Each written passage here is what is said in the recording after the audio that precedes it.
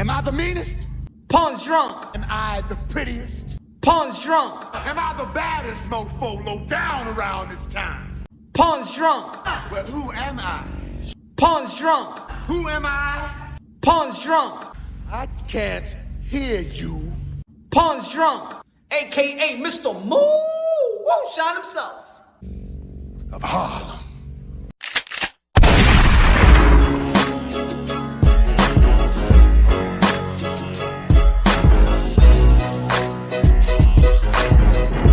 What up, what up, what up? Good morning, good morning, good morning, good morning. Y'all already know this is Pawn, Drunk, Boxing, a.k.a. Mr. Moonshine himself, a.k.a. El Adobo, a.k.a. El Sazón, a.k.a. El Borracho. Y los domingos, el pastor de boxeo. Y por la mañana, tu café bustelo, mi hermano, mi hermana. Ladies and gentlemen, boxing the 24/7.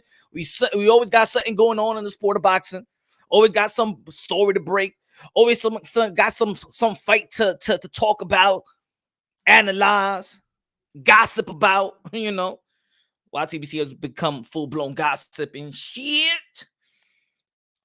But it is what it is. Shout out to all the people, man. Hope you're having a good morning. Hope you're having a good day. But wherever you're at, good morning, good afternoon, good evening, wherever you are on this side of heaven, God bless you all. You know, if you're across the pond, it's afternoon. If you out there, in Asia, it's nighttime. It is what it is. Boxing is 24/7, ladies and gentlemen. Your boy, Mr. Moonshine. I got to be going live in the morning, afternoon, in the evening. I got to do it all. I'm a one-man band. I'm a one-man army. Let's go. Wake your ass up. Smash the like button, baby. Smash the like button. Y'all already know. Tap the like button. Tap the like button for play with the like button. Kiss the like button. Tongue kiss the like button. Turn around. Dookie the like button. Suck the Vajiji juice out the like button. Impregnate the like button. Give the like button twins. Take good care of the like button so the like button won't take your ass to family court. Take your ass to child support. Ladies and gentlemen, y'all already know. Y'all already know the high octane. The man that deliver the goods. Your boy, Mr. Moonshine. Let's go, man. Shout out to all the boxing content creators that breaking it down unboxing, logically, objectively, bringing content to the community. Shout out to Brian Custis for a good interview with Jermell Charlo. We're going to be talking about that in a short while. Say what's up to the people. Shout out to the members. Shout out to the members of Punch Drunk Boxing. Y'all already know, man. The comment is the message is in the link. Well, in the comment box. You can smash the link if you want to become a member to Punch Drunk Boxing, baby. Y'all already know it's going to be a good year. Your boy's going to be traveling to these fights. Your boy's trying to get these exclusives and things of that nature. Feel me? All the boxes, this is your home. All the boxing personnel, this is your home. Whenever y'all want to call up Punch Drunk, email, hey yo, let me chop it up with you, Punch. Let me chop it up. I give y'all a fair shake. This yo Casa. Y'all already know, man. I'm here to preserve the sport of boxing, preserve the fighters, the modern day warriors, modern day gladiators. They put their life in the line for pure entertainment. They get the benefit of that over here. They get the benefit of the doubt. I know that there's fans out there that like to be frustrated towards these fighters and blame these fighters and call out these fighters. Man, these are modern day war, modern day gladiators, man. Let's go. Gilbert in the building. What's good? What's good, Mo? What's good, Mo? Kings of the Commonwealth. What's good? Kings of the Common motherfucking Wealth. Let's go. Brian Guzman. No, Brian. Midwest Boxing in the building. What's good, Leo? What's good, Leo? Orlando Thomas. Bless Brian. Jay Triller. Latin. Leo. Chucky Chuck. What's good, man? Latin, the fans corner in the building. What's good, bro? Jason, what's good, bro? Nando, what's good, bro? Leo, what's good, bro? Hey, damn, I was going to turn this into merengue right quick. Ladies and gentlemen, man, they officially announced the fight. PBC Showtime scheduling April 9th. April 9th is going to be a good night of boxing, y'all. I'm telling you, boxing is lit. Gotti in the building. What's good, man? Samir in the mother effing building. What's good, Punch? What you think about Espinoza tweet saying Boo Boo recently turned down Jermell fight? I don't believe it. Again, I'm gonna give the fighters the benefit of the doubt. They should have asked him how much. I got it right here. And good question. I see in the tweet. Ring IQ asked him and things of that nature. And he said it was in 2019. How much? How much was it? Because if the zone and Eddie Earn offered Charlo $7 million, so you're telling me that Showtime offered him, they offered them what, $8 million? If there was, I don't know. I can't believe. Again, I said I'm giving the fighters the benefit of the doubt. I'm here to preserve the sport of boxing, preserve the fighters. You know what, man? I'm tired. They can't even give us the number of the pay-per-view buys of Tank Davis. So we don't even. I don't want to hear it. But maybe we can have him on. Freddie C in the building. What's good, man? So April is getting packed with great fights. Smash the like button. I ain't playing around with y'all. I'm not gonna be too nice. Now I'm gonna tell you I'm demanding for y'all to smash the like button. I'm demanding my damn respect up in here in the sport of boxing because I put in hard work. I invest my time. I invested. I sacrificed the fam. I sacrificed my time. I sacrificed everything to rock it with y'all. And all I need from y'all is to smash the fucking like button. That's all I'm asking. To smash the like. All right? I'm not here in the subway in the A train, pinhandling, asking, hey, give me to buy coffee. No. Support. Appreciate. Support, appreciate the delivery, appreciate the hard work, appreciate the grind, smash the like button, let's go. Coño, ¿qué está pasando aquí? No me respeten a mí, ustedes. Par de galletas que le doy a ustedes. Respétame ahora mismito, coñazo, que estoy trabajando, mira a unos niños ahí, viendo Netflix todo el día, y yo estoy con ustedes aquí. Respétame. Estoy jugando con ustedes ya. Jairo. So I'm talking about, man. Trabajando aquí, pushing family to the side, está aquí y no quieren dar el smash de like boy. Mira, más respeto al hombre aquí. Vamos a ver. Dani, dímelo, mi hermano. El master of the YTBC, el profesor, el pastor. Yeah. Mira. Tim in the building was good. That's all. Es smashing the like. Yeah, so everybody got a smartphone. Smashing, mira, thumbs up. Ya, ¿qué pasa con ustedes? Vamos a ver. Respeto aquí. The algorithm hit, man. Let the algorithm hit. So y'all won't be coming over here and saying, hey, yo, punk, you heard what this other channel, this other guy say? Yeah, porque you saw it, porque the algorithm hit it, so it requested the channels and those videos that y'all don't like is because they get the support, right? The algorithm hits, you get to see it. Now they get to see us. Now they get to see some real shit. They get to see some real unbiased, logically, and objectively when we talk about the sport of boxing. But you gotta hit the smash button, you gotta smash the like button. Coño. Más respeto.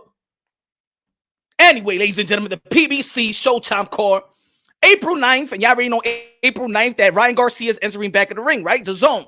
But also, we got Erickson Lubin versus Sebastian Fondura. The 7'8" dude, the 7'8", the giant. He's taller than Shaq, taller than the Yao Ming of boxing. Smash the like button. Hey, competition around here. Hey, pon drunk coming to the morning and ya. Pon drunk coming to the morning. That's it.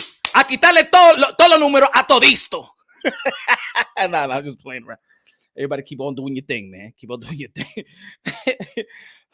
Oh, shit, Punch Rocky coming in the morning, trying to take the morning slots around here, huh? Ay, se lo vamos a quitar todito. Yo es que voy a mandar aquí.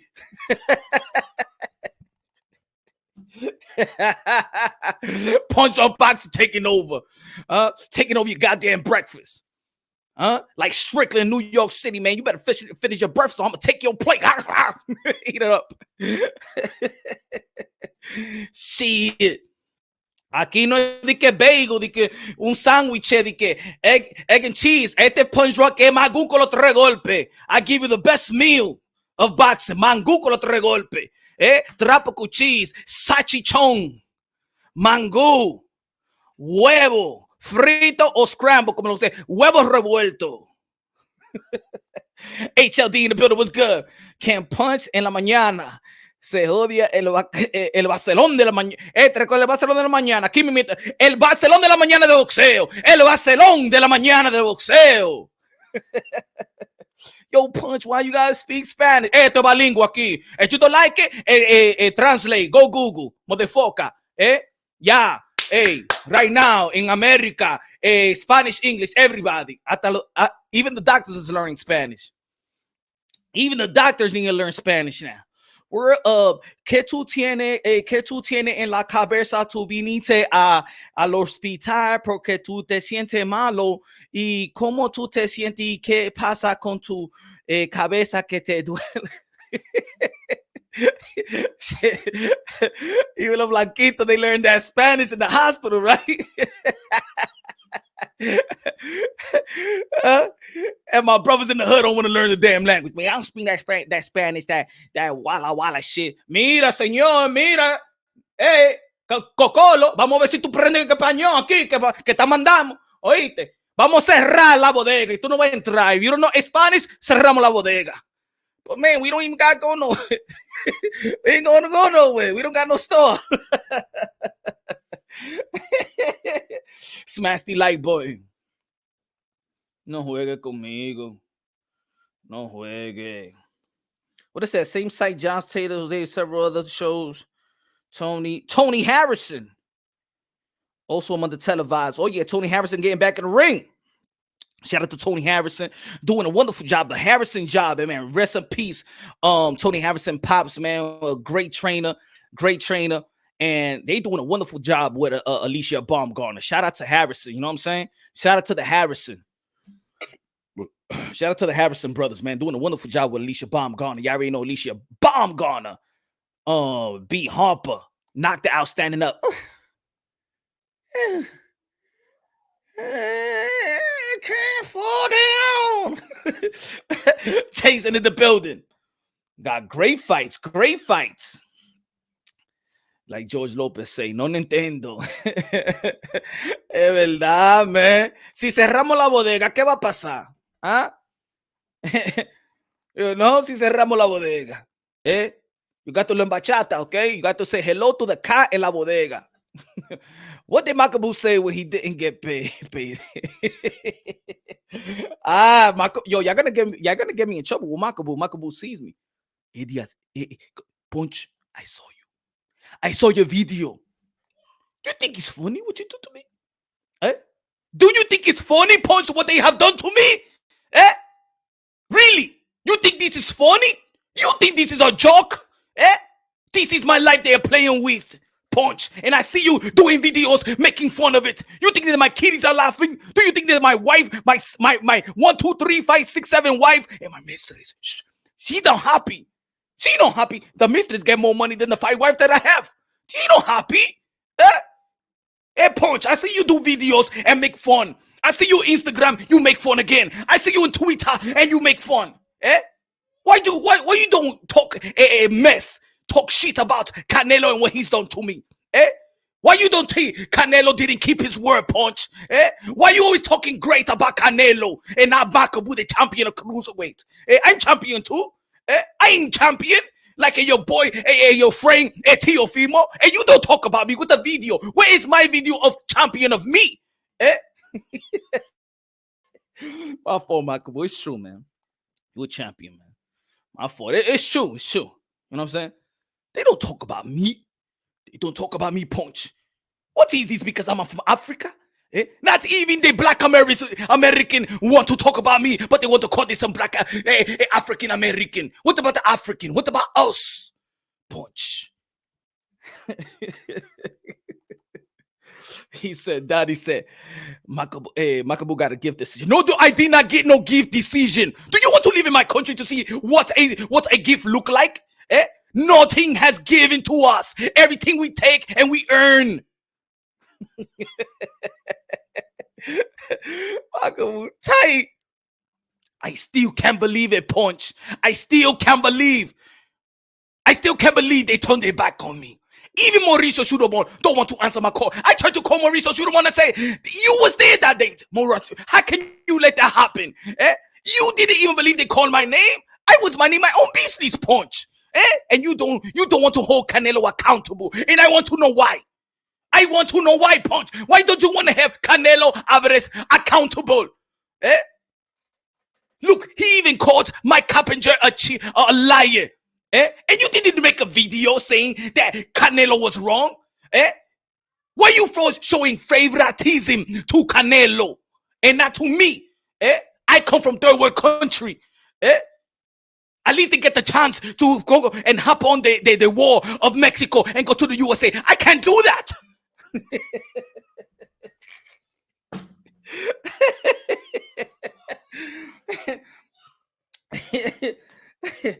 This is why Trump built the wall. They were trying to keep Canelo out. Yeah, that's what he told me. Punch, how much is the gas over there in America?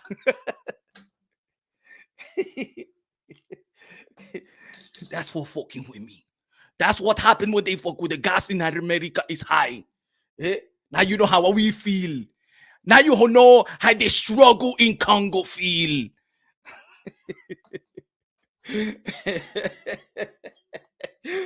Makabu go kick my ass when he see me, man.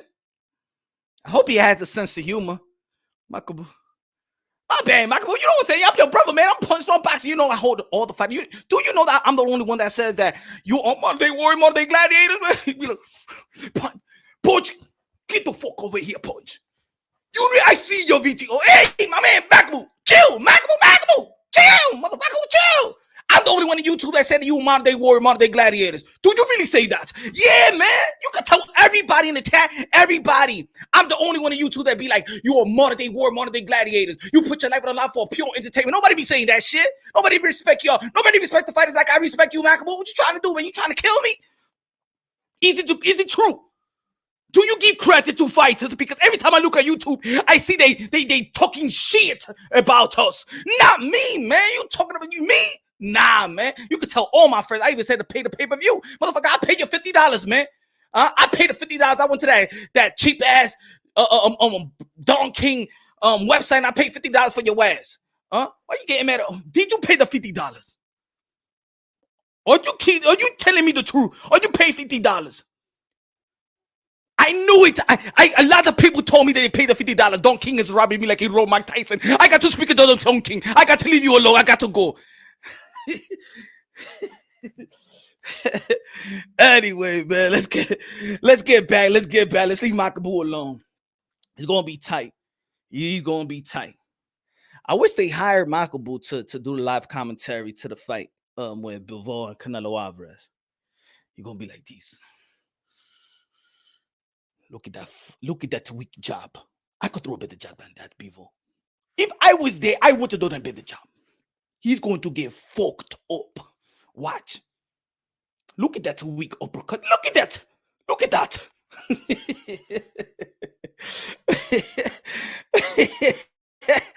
Smash the like button. I'm telling y'all folks, man, smash the like button. Don't play around with me, man. Kings of the Commonwealth, Trump 24, Biden ruining this damn country. Man, hell yeah, man. Sleepy Joe. Sleepy Joe and his voters. How you gonna vote for that dude? How you gonna vote for that sleeping mother? Look at the gas price, motherfucker. Look at the gas price. It's y'all fault, man. It's y'all fault. Yeah, I'm talking about y'all. The people that voted for Sleepy Joe, is your fault. You look at the gas. Don't come around. I bet you want Captain Alvarez to be on the office right now, right? When he was trying to say make America great again. Nah. Look what's happening right now, right? Look what's happening right now, huh? Donald Trump was in Fresh Prince of Bel-Air. You let the media fake through the saying that he a racist dude. Anyway, let's get back, man. On politics, they're going to shut my shit down. Every time I talk about Captain Orange, they shut me down on every social media platform. Shit. They want me to praise Caitlyn Jenner. That's what they want me to do. That was Charlo on the Canelo versus Plant fight. So good fight, July 9th. Y'all already know, man. If this is your first time tuning in, smash the like button, subscribe to the channel. Y'all subscribe to the channel. Keep on smashing the like button. Let's get these views up. Come on, y'all. Gotta support the grind. Bro. Gas is because of Russian. Don't say that, Nando. I cannot get into politics, my friend, because they will shut me down. Okay? Don't talk about politics or they will shut the channel down. Now, so right away, let's talk about, you know what I'm saying? Right away, let me go through the schedule right quick. I already know already. Erickson Lubin, who has done wonderful after his loss, 5 straight stoppages, even beating Jason Rosario and things of that nature. Yeah, so he's been doing a great job. Shout out to Kevin Cunningham and helping his career, helping him put more tools in the toolbox. He's still a young fighter, and that's what I'm talking about, people. One loss don't do nothing in your career.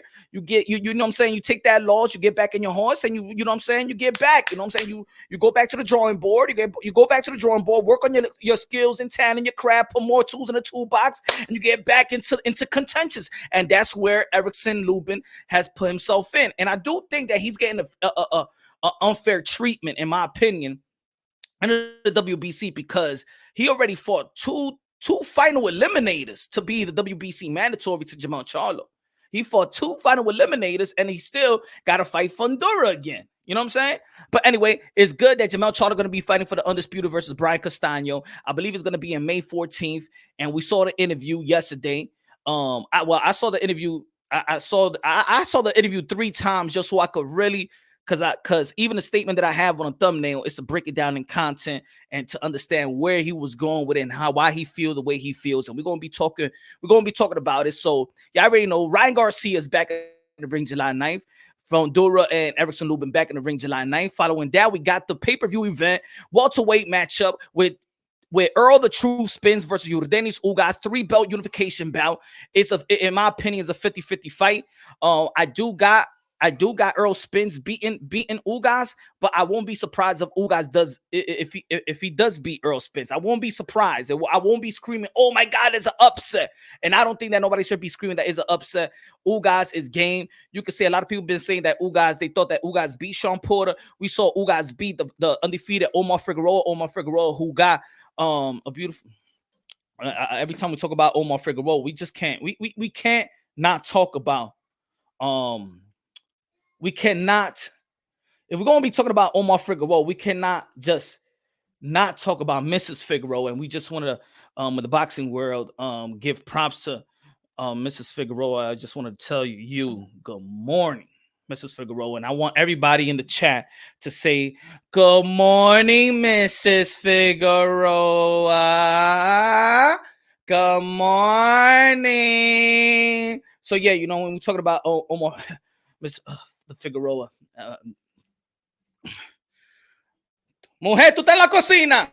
Tú no estás viendo el live, ¿verdad? Anyway.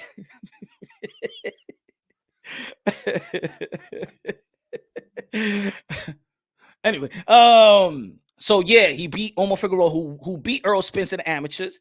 Yordenis Ugas retired Manny Pacquiao.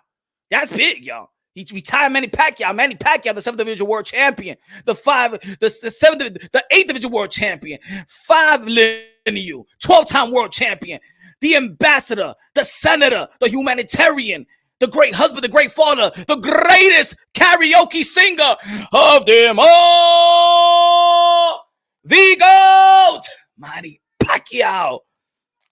They said that if Earl Spence was going to be Manny Pacquiao, that he was going, it was a passing of the torch, because Yordenis Ugas beat Manny Pacquiao.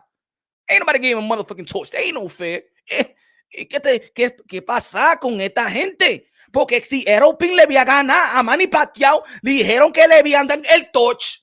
Por mí, el cubano, tú sabes que yo me hago la santería y toda esa vaina, y me visto en blanco alguna vez, y tú sabes, le compré la teta nueva a la jeva, y el culito también.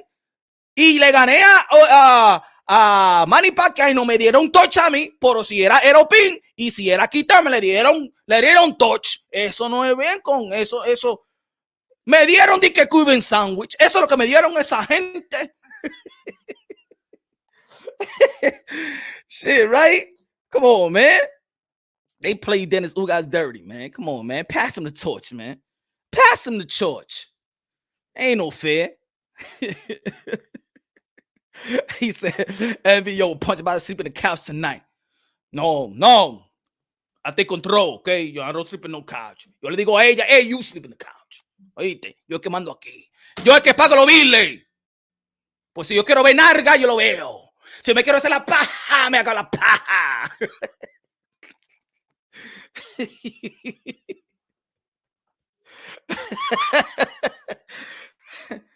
Shit. Ay, mira, ¿por qué tú estás haciendo la paja? Ay, tú no me quieres, you don't love me. Porque mira los muchachos que siempre están pidiendo en la cama. Me tengo que hacer la paja, ya, déjame quieto. Cierra la puerta. Anyway, stop it. Yo soy un evangélico, okay? I'm very, very good, all right? I thought you said, I said, I thought it was a Christian show. You shall not look. Hey, it's a Christian show. Hey, that's for you. I'm just giving y'all a little bit of breakfast, Mrs. Figueroa. I'm giving y'all breakfast, all right? Shit. I got my own Figueroa. Huh? Come on, man. You know. All right, man. If y'all don't want all right. If y'all don't want Figueroa, I'll give y'all this. All right. If y'all don't want Figueroa, I'll give y'all that. All right. I was trying to hook y'all up. You know what I'm saying? But if y'all don't want Figueroa, I'll give y'all that. Y'all don't want Figueroa, I'll give you that.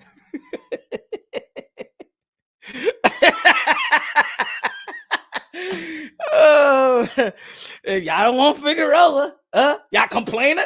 Y'all complaining? He said,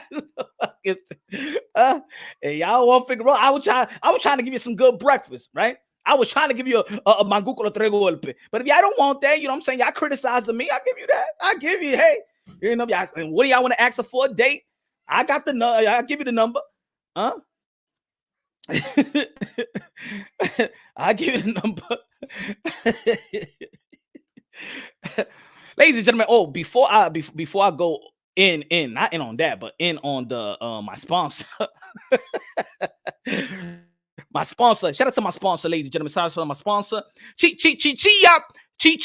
Everybody go to Chia Pet. Everybody go get your Chia Pet. Shout out to my sponsor. The only one that want to sponsor Punch Run Boxing. No Moonshine want to sponsor me. The Gatorade want to sponsor me. Nike, nobody, Everlast, nobody yet. But let's work our way up to get more sponsorship. The only one that want to sponsor me is Chia Pet. So everybody go get your Chia Pet. Mayweather, aka I make smart investment. Everybody go get your Chia Pet, the Mayweather edition.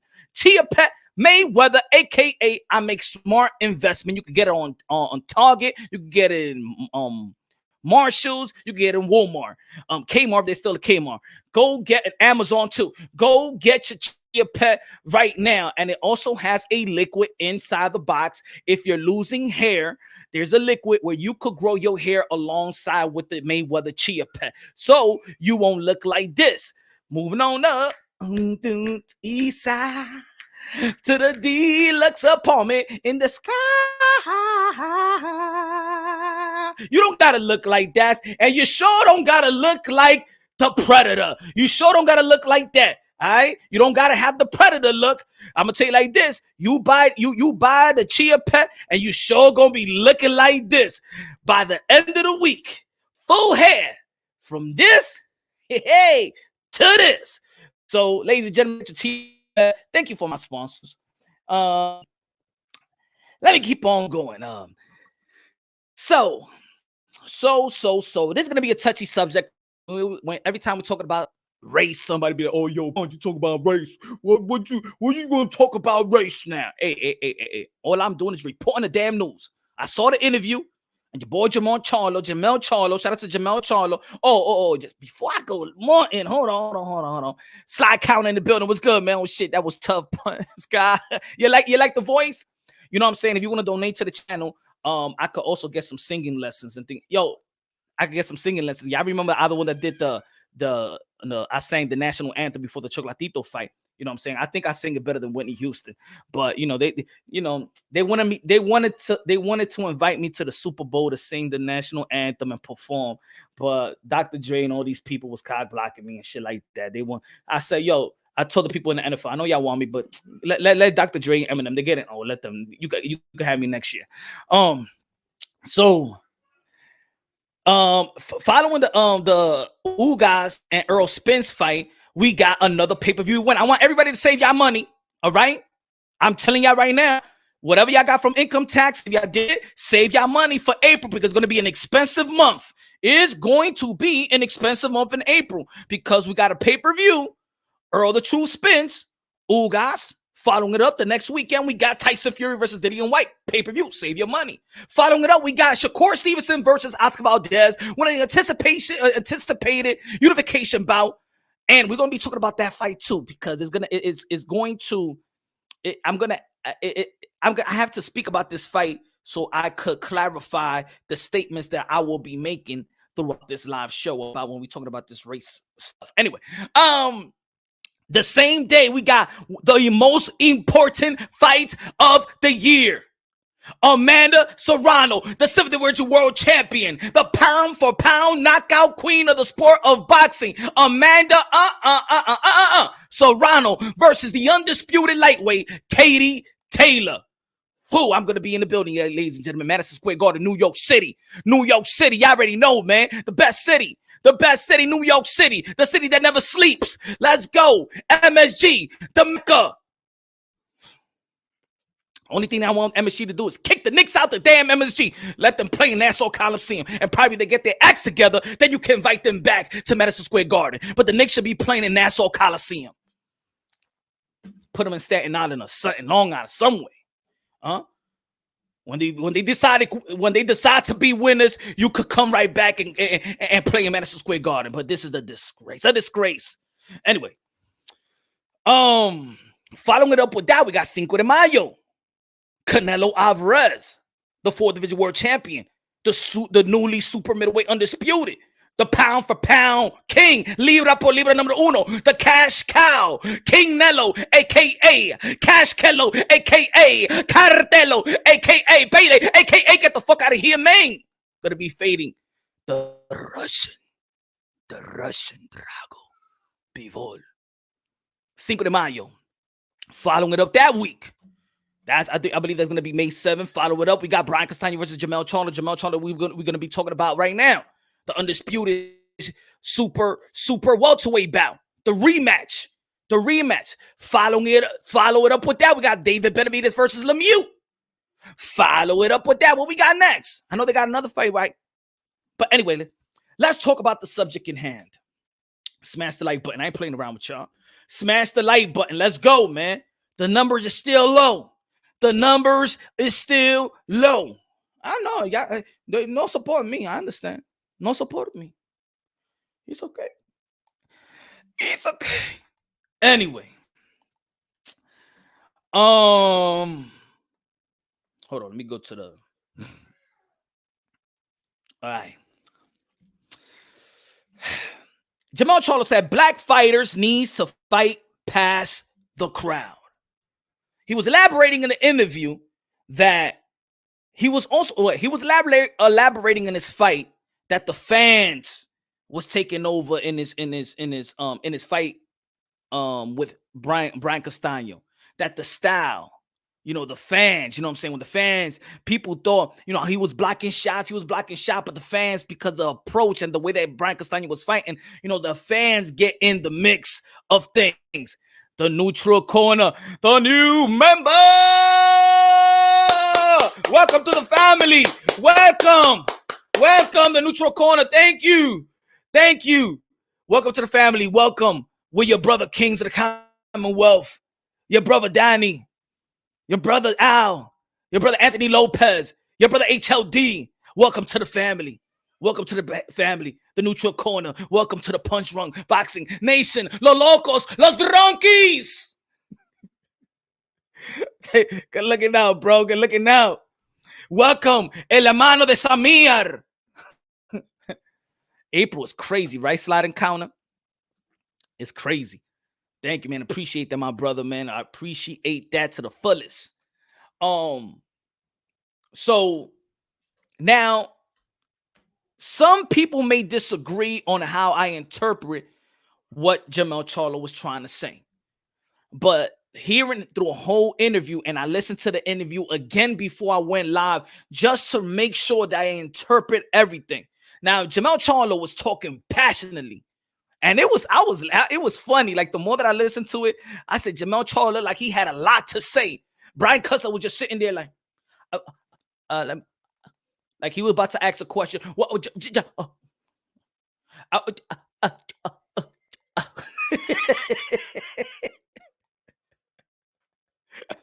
Ask a motherfucking question already. Hold on. He took over the interview, man.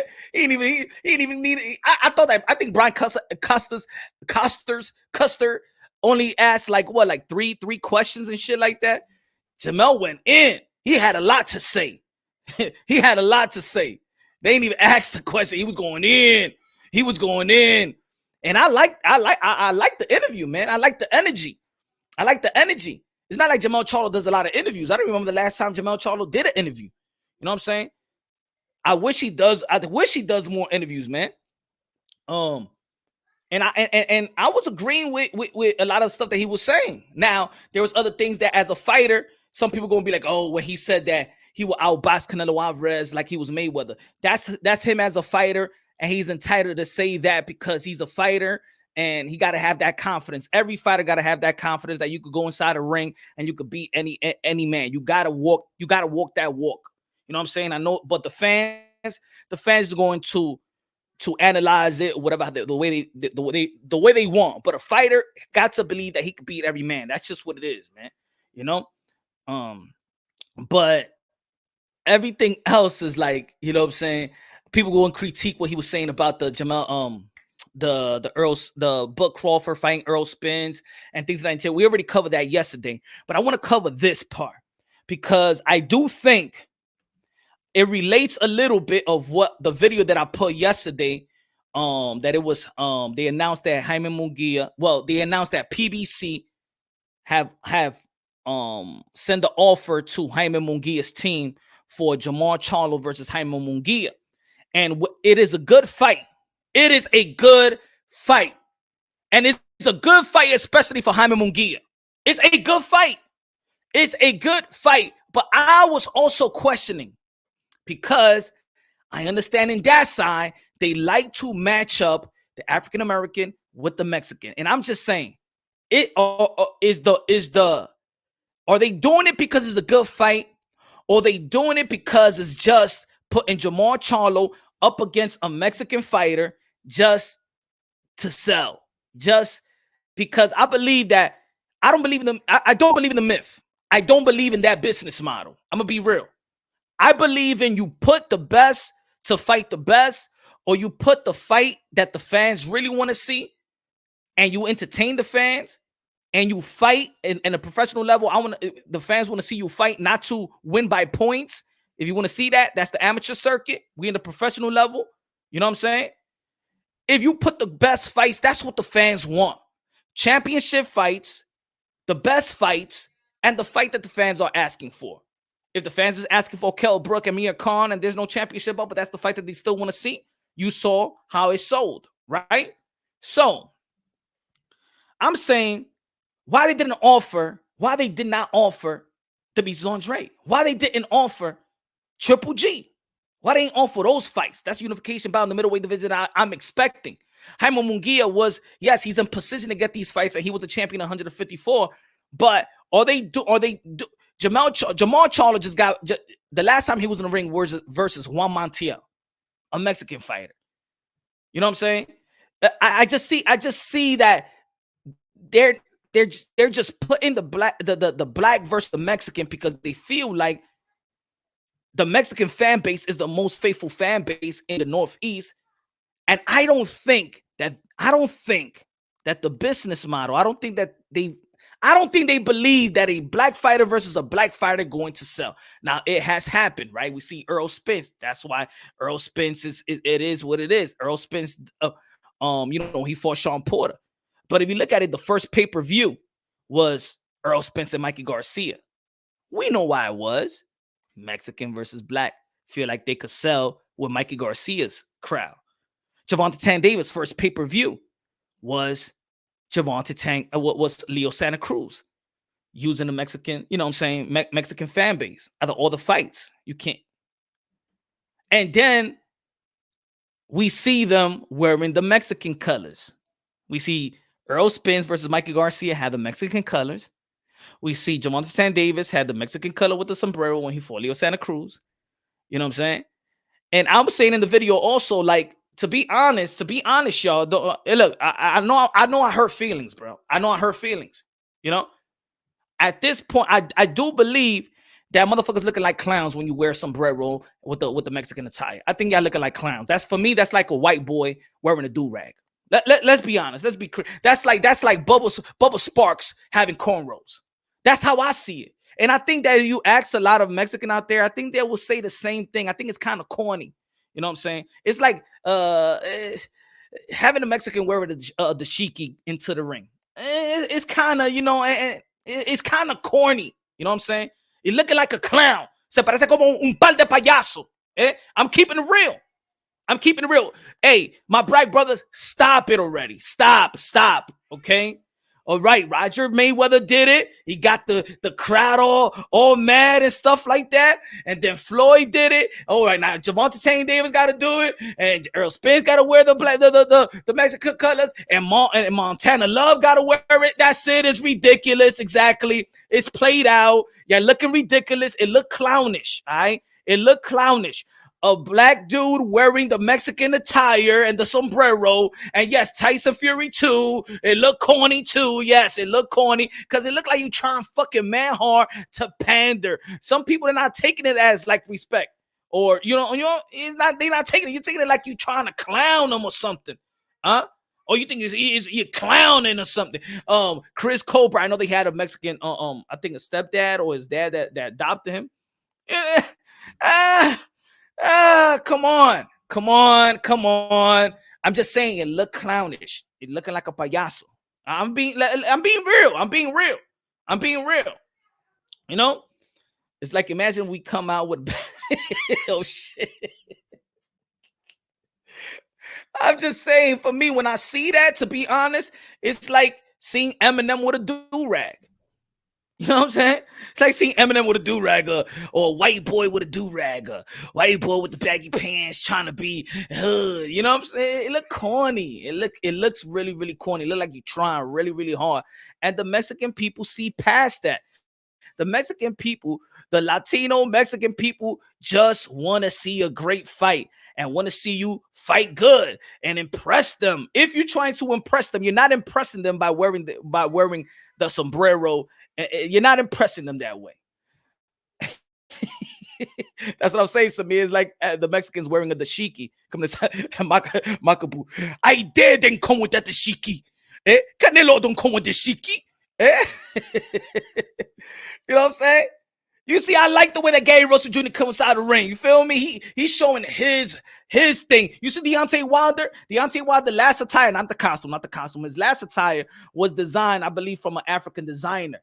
It was a symbol of blackness, of Africanism. You understand what I'm trying to say? See, that makes sense. You feel me? It makes sense. But can you imagine if Deontay Wilder would have came out with the sombrero and like Tyson Fury? I think that was corny too. You feel me? I think that was corny by Tyson Fury. So, my Mexican fan boxing run, Mexican fan base run boxing. These are facts, and especially in the Northeast. UK fans, Mexican fans, the best in boxing. Didn't Montana Love also come out with a sombrero? Yeah, I already said Montana Love too. Like it's corny. Like it's really corny. You know, I mean, yeah, come with your dog, but leave the attire at home. Even the dog was kind of corny anyway. I think that's like trying man hard. Like, yo, people, it's like we see through. You're trying hard to get like a trend. Like, oh my God, you see the fighter that came out with the French dog and putting it. Mira, quita ese perro de aquí, coño. ¿Qué? I hope that dog would have fucking pissed on his glove and shit like that, and the commission would have been mad.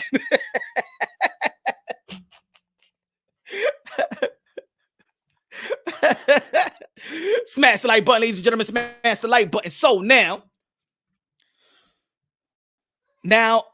I understand what Mel was saying. Black fighters need to fight past the crowd, and he was talking about if his brother Jermell Charlo fights David Benavidez, that he will have to fight him and stick it to him. Pause. You know what I'm saying? Add power and try to knock him out. Don't let saying that. Don't let the crowd. You know what I'm saying? Don't let your opponent captivate the crowd. Don't let the other style captivate the crowd. And it's time for us, the black fighters, that he's trying to say, the black fighters, in other words, to captivate the crowd with our style and our approach. Now, let's talk. Let's get down. Let's get down to the nitty gritty. A lot of people understand when we say, "Oh, that's a Mexican style fighting," right?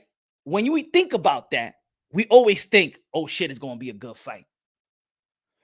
Now, and look, I'm just saying, I'm not saying, I'm gonna say it right now. So people, I'm not saying that I'm right. I'm not saying that I'm wrong.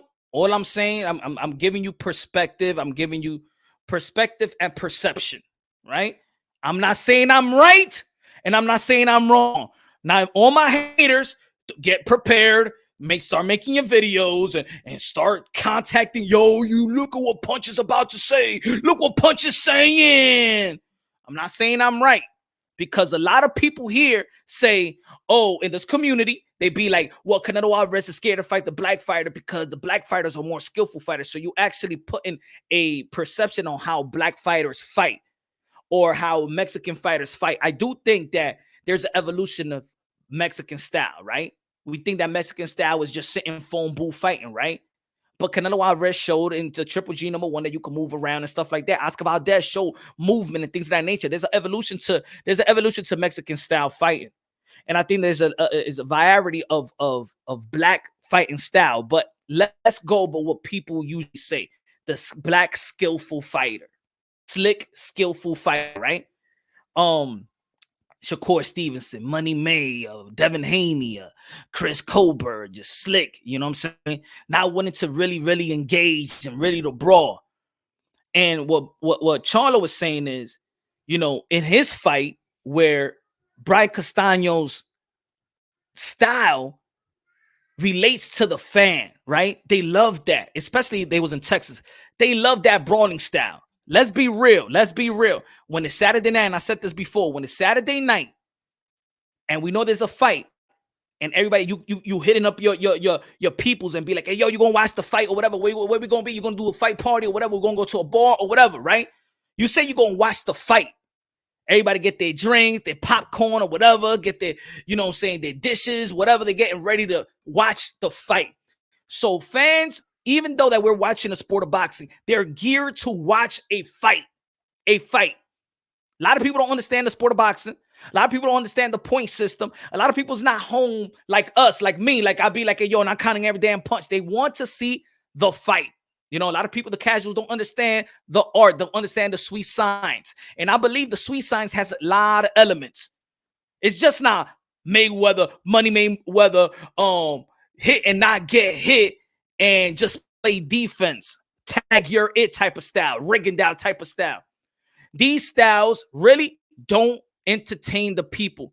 It don't sell. Mayweather sold, his style don't sell. You understand what I'm trying to say? And I believe this is the issue. This is the issue, in my opinion. I'm not saying I'm right. I'm not saying I'm wrong. It's my opinion. This is the issue. The black fighting style was very attractive. It's very attractive. But today is not. But I'm going to tell you why. But let me lead you up to why it's not today. Let's go just not too far back, but let's go Muhammad Ali. Exciting style. Yeah, he's slick. Yeah, he move around, but he'll knock you out. He'll talk shit, will knock you out. Later blueprint. Sugar Ray Robinson. Beautiful style. Lot of punches. Great skillful. Knockout artist. Beautiful style. Frazier. Greedy. Knock you out. George Foreman. Knock you out. You know what I'm saying? Grimy. The best round that we ever saw was two black fighters in the ring. Hearns versus Hagler. Ain't no round more beautiful than that. Ain't no round more beautiful than that. No round is more beautiful than Hagler versus Hearns. Two African-American fighters, black fighters going at it, toe to toe, non-stop. toe to toe, nonstop. Hagler, Sugar Ray Leonard. Sugar Ray Leonard had a beautiful style, entertaining style, defense, but very offensive style. It spoke every language. I'm talking about the style that spoke every language, the style that everybody mesmerized, loved. They loved that style. They loved Mike Tyson style, beautiful style, rugged. It spoke every language. It was exciting. You wanted to know who's their teachers. You wanted to know who's Angelo Dundee. You wanted to know who's Cus D'Amato. You wanted to know these trainers. You want to know you love these fighters. So there's an evolution. Roy Jones Jr., the evolution of Sugar Ray Leonard and Muhammad Ali. It looked like Pauls. Both of them had a baby and stuff like that and created Roy Jones Jr. To this day, I have not seen a showman with speed and power at the same, like Roy Jones Jr. It was incredible. He was ahead of his time. Just like in every sport, there's an evolution. Let me break it down. You know what I'm saying? Let me break it down. There's an evolution. Roy Jones Jr. Right behind Roy Jones Jr., pause, right and below him, you got Money Mayweather coming through. Not Money May. Not Money May. We got Pretty Boy Floyd. Pretty Boy Floyd was throwing a lot of shots. Pretty Boy Floyd was defense, but very offensive. Pretty Boy Floyd versus Gotti. Ooh, threw everything in the kitchen sink. Loved it. Entertaining. There's the evolution. Even Roy Jones. If you watch some of Roy Jones Jr. fight, you will see Floyd Mayweather in the stands looking at Roy Jones like, yo, cheering Roy Jones. It was an evolution. Everybody loved that style. Everybody fell in love with the black style. But when you're the top dog, the youth imitates that style. The next one coming up imitates that style. Just like in basketball, right? You got Larry Bird, from Larry Bird to Magic Johnson.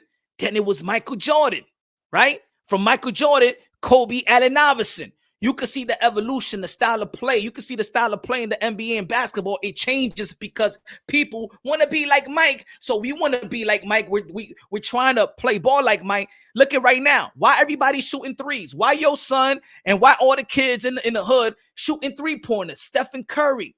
They want to be Stephen Curry, the evolution, right? It's Stephen Curry. Everybody want to shoot. Everybody want to shoot, right? Because he's one of the top dogs, right? It's one of the top dogs. So changes the game, evolutionize the game. So in boxing, Money May was the guy.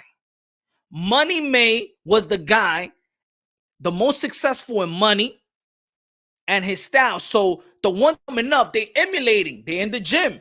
They emulating Money Mayweather. Damn, he don't gotta fight that. He don't gotta really risk it. He don't gotta really brawl. He don't really gotta excite. He could be boring. He could be very, he could fight very, very safe and still make the most money. And this is what you see now.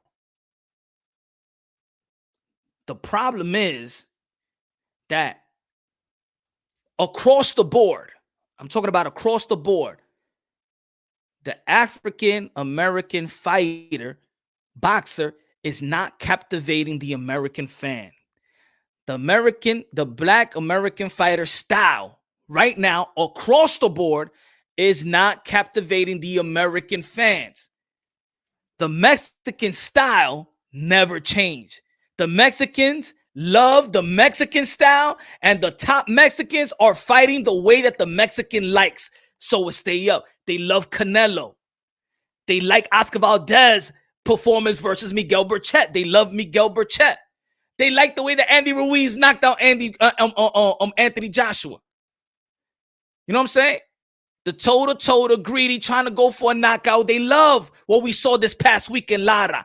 They like Martinez and the way that he fought Chocolatito, even the way that he lost, but he was going out there no matter what, knock me out. And the more that Chocolatito was hitting him, bang, bang, I don't care, come. They like that. This is why the Mexican fan base also adopted Manny Pacquiao as their own, because he fought like a Mexican, that you hit me, I hit you. Whoever goes down, you go down, whatever, man. We throw down. I ain't waiting for no point system. We out there, we're going to entertain. We're going to throw punches. We're going to land some blows. I'm going to go slip some blows, land some blows, pause. And it is what it is. The fans are exciting. The fans are excited. You're giving them a show. But the across the board, they don't want to see. They don't want to see Slick hit, not get hit, not engage. They don't want to see Adrian Broner trying not to get hit or trying not to engage with Manny Pacquiao. They don't want to see well, forget about Floyd right now, but they want to see action. They want to see action. That's why they say Boo Andre boring, Devin Haney boring, Chris Colbert boring, Shakur Stevenson before the Jermell Herring fight was boring. But what happened after that? What happened after that? So Jermell Charlo was trying to say, like, yo, Brian Castaño's, I understand Brian Castaño's style captivated the fans. What we have to do is not let that style no longer captivate the fans. We cannot let the other style take over the fans.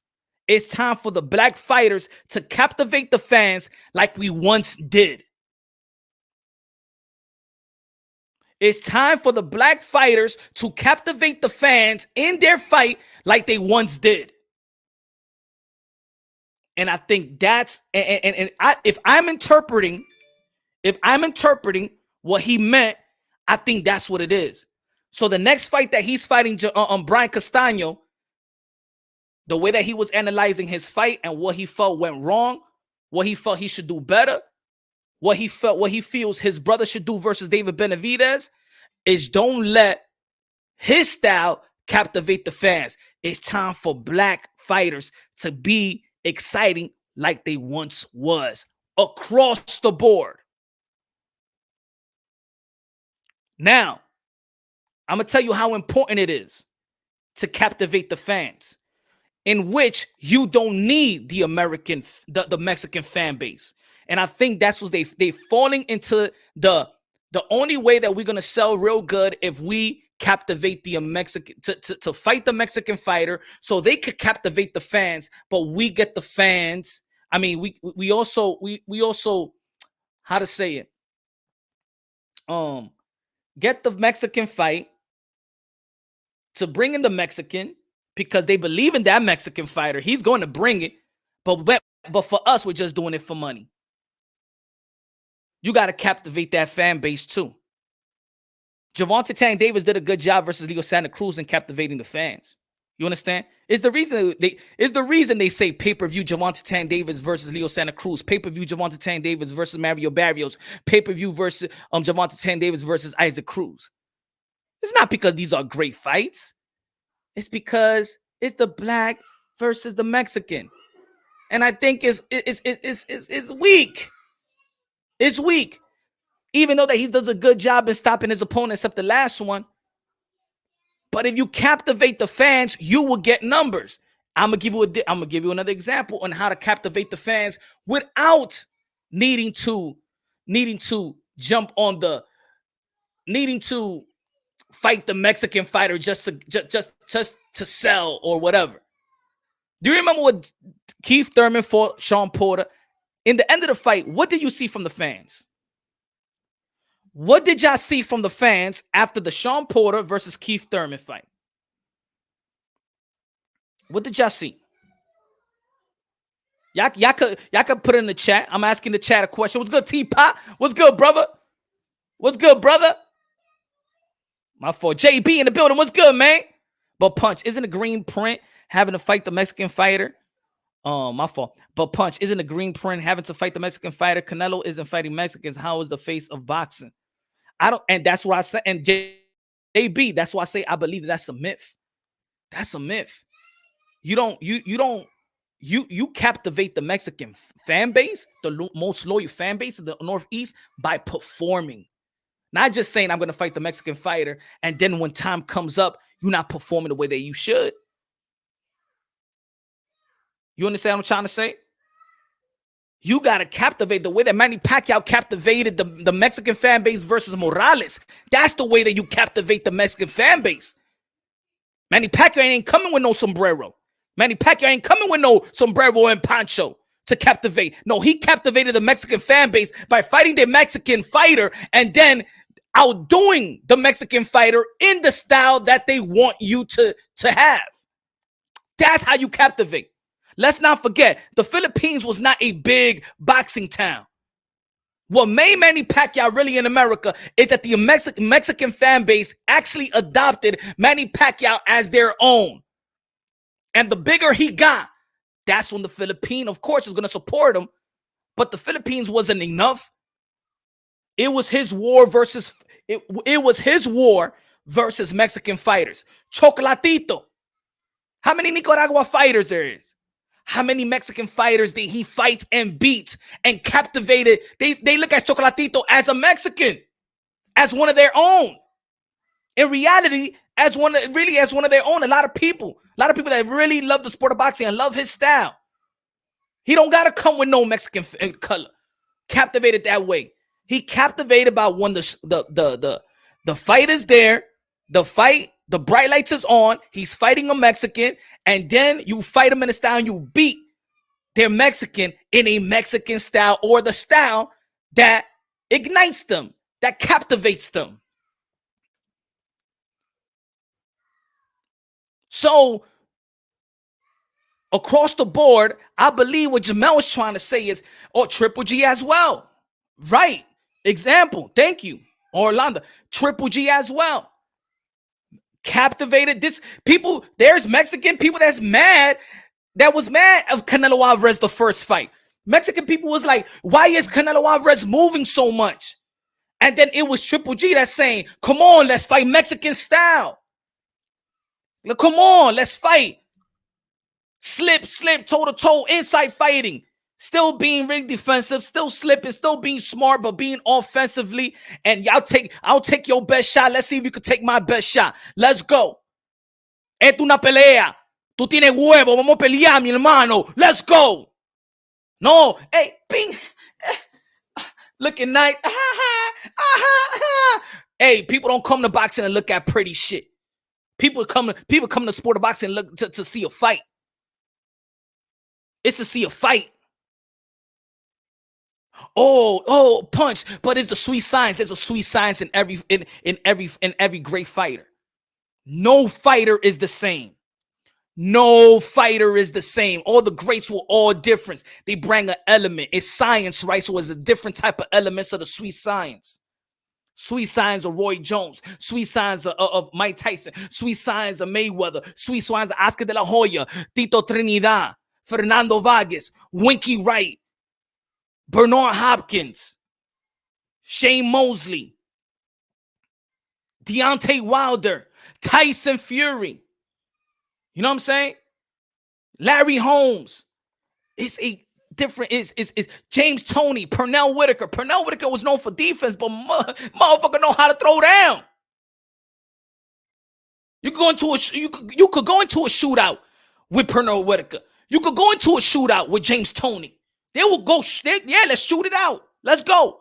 I am very good at defense. I could slip punches from here. Bing, bing, bing, duck the punch right here. But I'm going to be right here, bro.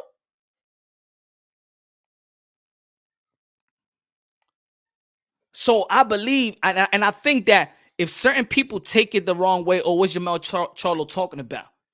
Jermell Charlo, I'm going to tell you like this. This is why I say that I do believe that Jermell Charlo is going to beat Brian Castano, because if he takes the momentum of the championship rounds, he went to a level that Brian Castano couldn't match him. Go watch the fight again, ladies and gentlemen. Jermell Charlo in the championship rounds of Brian Castano went to a level that Brian Castano couldn't go. Jermell Charlo adjusted. All right, man. This outside shit really is really not working. And not really captivating the fans. I was there. And I'm going to tell you this. From the mid-9th round to the 12th round, it was like a new 10,000 people appeared in the arena, because it wasn't that loud. When Jermell Charlo turned it up, it was like, oh shit. You saw the crowd starting, even the people they started getting behind now the fight. They loved the pressure that Brian Castano was putting. But then Jermell Charlo started putting the pressure. And when he started in the championship round, it was a whole different type of atmosphere. Now all the fans are happy. Now it's a throwdown. Now this man elevated his game and started throwing down the volume punches, high volume punches. And in that fight, Brian Castano couldn't match up to Jermell Charlo energy, couldn't match to the level that he adjusted to. This is why I say that Jermell Charlo is going to beat Brian Castano, because I believe if he starts off this way and put that pressure, be more high volume, he's going to be more exciting. The fans loved it. The fans loved it. And that's why you captivate the fans. So when he was trying to say, like, yo, and especially in Texas, woo, you know you got to fight. Punch. This is the year of the upset. Probably Charlo's going to catch Castano in the middle. He's offense. He's offense with the counter left that Charlo loves to throw. I'm gonna tell you, it's gonna be it. Hey, it's gonna be a good fight. The rematch is gonna be a good fight, and I'm gonna tell you right now, it's gonna be a different Jermell Charlo in the beginning.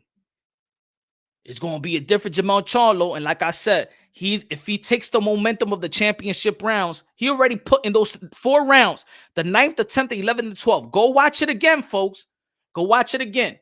Do your film study. I've watched this fight in person, and I watched it 4 to 5 times. I watched it 2 times in slow motion, and I counted the punches because a lot of people was mad. Yo, Punch, how your scorecard was like that? I watched it again. I did film study. I said, if Jermell Charlo fights the way that he did in the championship rounds, he's going to stop Brian Castano. I'm telling you that right now. Brian Castano, I believe, fought his perfect fight. And when it was time to adjust to Jermell Charlo, he couldn't catch up to the speed. He couldn't catch up to the movement. He couldn't throw more punches at Jermell Charlo. He didn't have the punch resistance of Jermell Charlo. Go watch the fight again and do film study. He can box. Hell yeah, he can box. Oh, Brian Castano is a prestige amateur. I believe that Brian Castano beat Lara. I believe, and he did very well versus Teixeira to become a champion. Patrick Teixeira to become a champion. But it's time I do believe it's time across the board for the black fighter to become exciting once again, like they was. To captivate the American fan base, not too much off the Mexican fan base. Bring your fan base back. Bring the American fan base. Bring the American fan base to love the sport of boxing once again. Because the Mexican style and the Mexican fighters are not letting down or not boring their fan base. Their top dogs is exciting. They like Oscar Valdez. He's exciting the way he knocked out Miguel Burchett. Canelo Alvarez, the king. He's knocking out everybody. They are proud of the way their Mexican style. They're keeping the tradition of being exciting. They're keeping the tradition of captivating the fans and sustaining the interest and the excitement of the fans. When we see Jermell, so let's say when the black fighter had the opportunity to fight Mikey Garcia, pay-per-view, the little man, Earl Spence was supposed to take him out. Earl Spence was supposed to take out Mikey Garcia out, and he went 12 rounds. He didn't captivate him. He didn't captivate the American fan. A lot of people be like, is he special? He's the 135-pounder? He didn't captivate the fan the way he was supposed to. He didn't captivate the fans. What's good? What's good, man? Venezuela, what's good? Tim Zhu will beat Jermell. I don't know, man. I got Jermell beating everybody at 154 so far. But I believe it's a good fight. Yo, Punch, try doing your live standing up. See, I got to adjust everything. America is too divided to show that the same support the Mexicans, the Boricuas, and the UK fans show. But you know what, Samir? This is why I believe that needs to go back. There is not an American fighter right now that's captivating the American fans. I believe that Gervonta Tank Davis got a good style. I don't think an American fighter or even a black fighter is captivating. Now, I'm going to tell you how it is. Deontay Wilder ignited woke up the heavyweight division from a sleeping coma. And right here, I might contradict myself because his style was knocking people out. I don't think he got the respect that he deserved. I don't think that Deontay Wilder got the respect that the American fan base. He should have got more support. But the business model, the PBC move, you don't got a promoter to promote you. I think if Deontay Wilder would have stood with Go to Board promotion for like 5 more fights, it would have been. It would have been. Remember when he was a Go to Board promotion? When he signed, I was so happy when he signed with Go to Board promotion. You got to remember the last championship fight with Deontay Wilder was with Go to Board promotion. The first championship fight, he never fought a unification bout. So Go to Board promotion actually got Deontay Wilder the position to become a champion. Shout out to Go to Board promotions. Right? But even in this championship fights, even in that championship fight, he didn't captivate it. But in other fights, he did. When the lights are bright, that's when you gotta do the job. That's when you gotta captivate the American fans. And let me add the American Latinos into this as well. Let me add to it. When the lights are bright, we're not captivating the American fan base. When the last name Terence Crawford was in a boring fight, he just don't promote himself. So that's it. It has to be, yeah, and it has to be that element too, because I think Bud Crawford is an exciting fighter. You know, that's why I said, but good looking out, my brother. That's why I said across the board. That's what I mean, across the board. When you introduce the casuals that this is going to be a big fight. All right, we got a big fight. See, back in the days, all right, Sugar Ray Leonard gonna be fighting Hagler. They captivated the fans. Hearns versus Hagler on a Monday. I believe that was a CBS. I believe that the history, that was a CBS primetime fight. Primetime fight on a Monday. They captivated the fans. Mike Tyson captivated the fans. Even when Mike Tyson came out of jail, he fought Peter McNeely pay-per-view. The second fight, it was Fox free TV to reintroduce Mike Tyson to the majority of the fan base that's going to be watching Mike Tyson. And what he did, he knocked his opponent out. I believe it was what? Mathis Jr. I believe so. Buster Mathis Jr., I believe. He knocked them out on free TV to reintroduce the fans. So when the lights are bright, when everybody is paying attention, when everybody now, the casuals are looking on, you gotta captivate you gotta captivate the fans. You gotta captivate the crowd. You need to bring them in. Why you think people like to debate me, and people like to be like, oh, why you always talk about Keith Thurman in this light? Let me tell you how things work. I mentioned Sean Porter versus Keith from Tom Thurman. After the fight, thank you, Marky Dan. I appreciate that. After the fight, there was a standing ovation. Free TV, Showtime, not really free, but Showtime. It's not pay-per-view. The whole crowd was up. Everybody was talking about the fight. The winner was Keith from Tom Thurman. 4 million views on that fight. The next fight, it was Danny Garcia versus Keith from Tom Thurman. Guess what? 5.1 million saw that fight. 5.1 million saw that fight. I'm going to watch Keith Thurman because you know what? The last time I saw him, that was an incredible fight. I haven't seen a fight like that in a long time. It was bright lights. Everybody in boxing was paying attention. It was good promotion. People tuned in, and he captivated the fans. This is why his numbers was good. That even when he went out, when he fought Danny Garcia, he left. It was a good, exciting. The first half of the fight was exciting, right? But then he left. He came right back to fight Josecito Lopez, Fox, and he still did good numbers. Almost 3 million views. Because he captivated the fans when the lights were bright.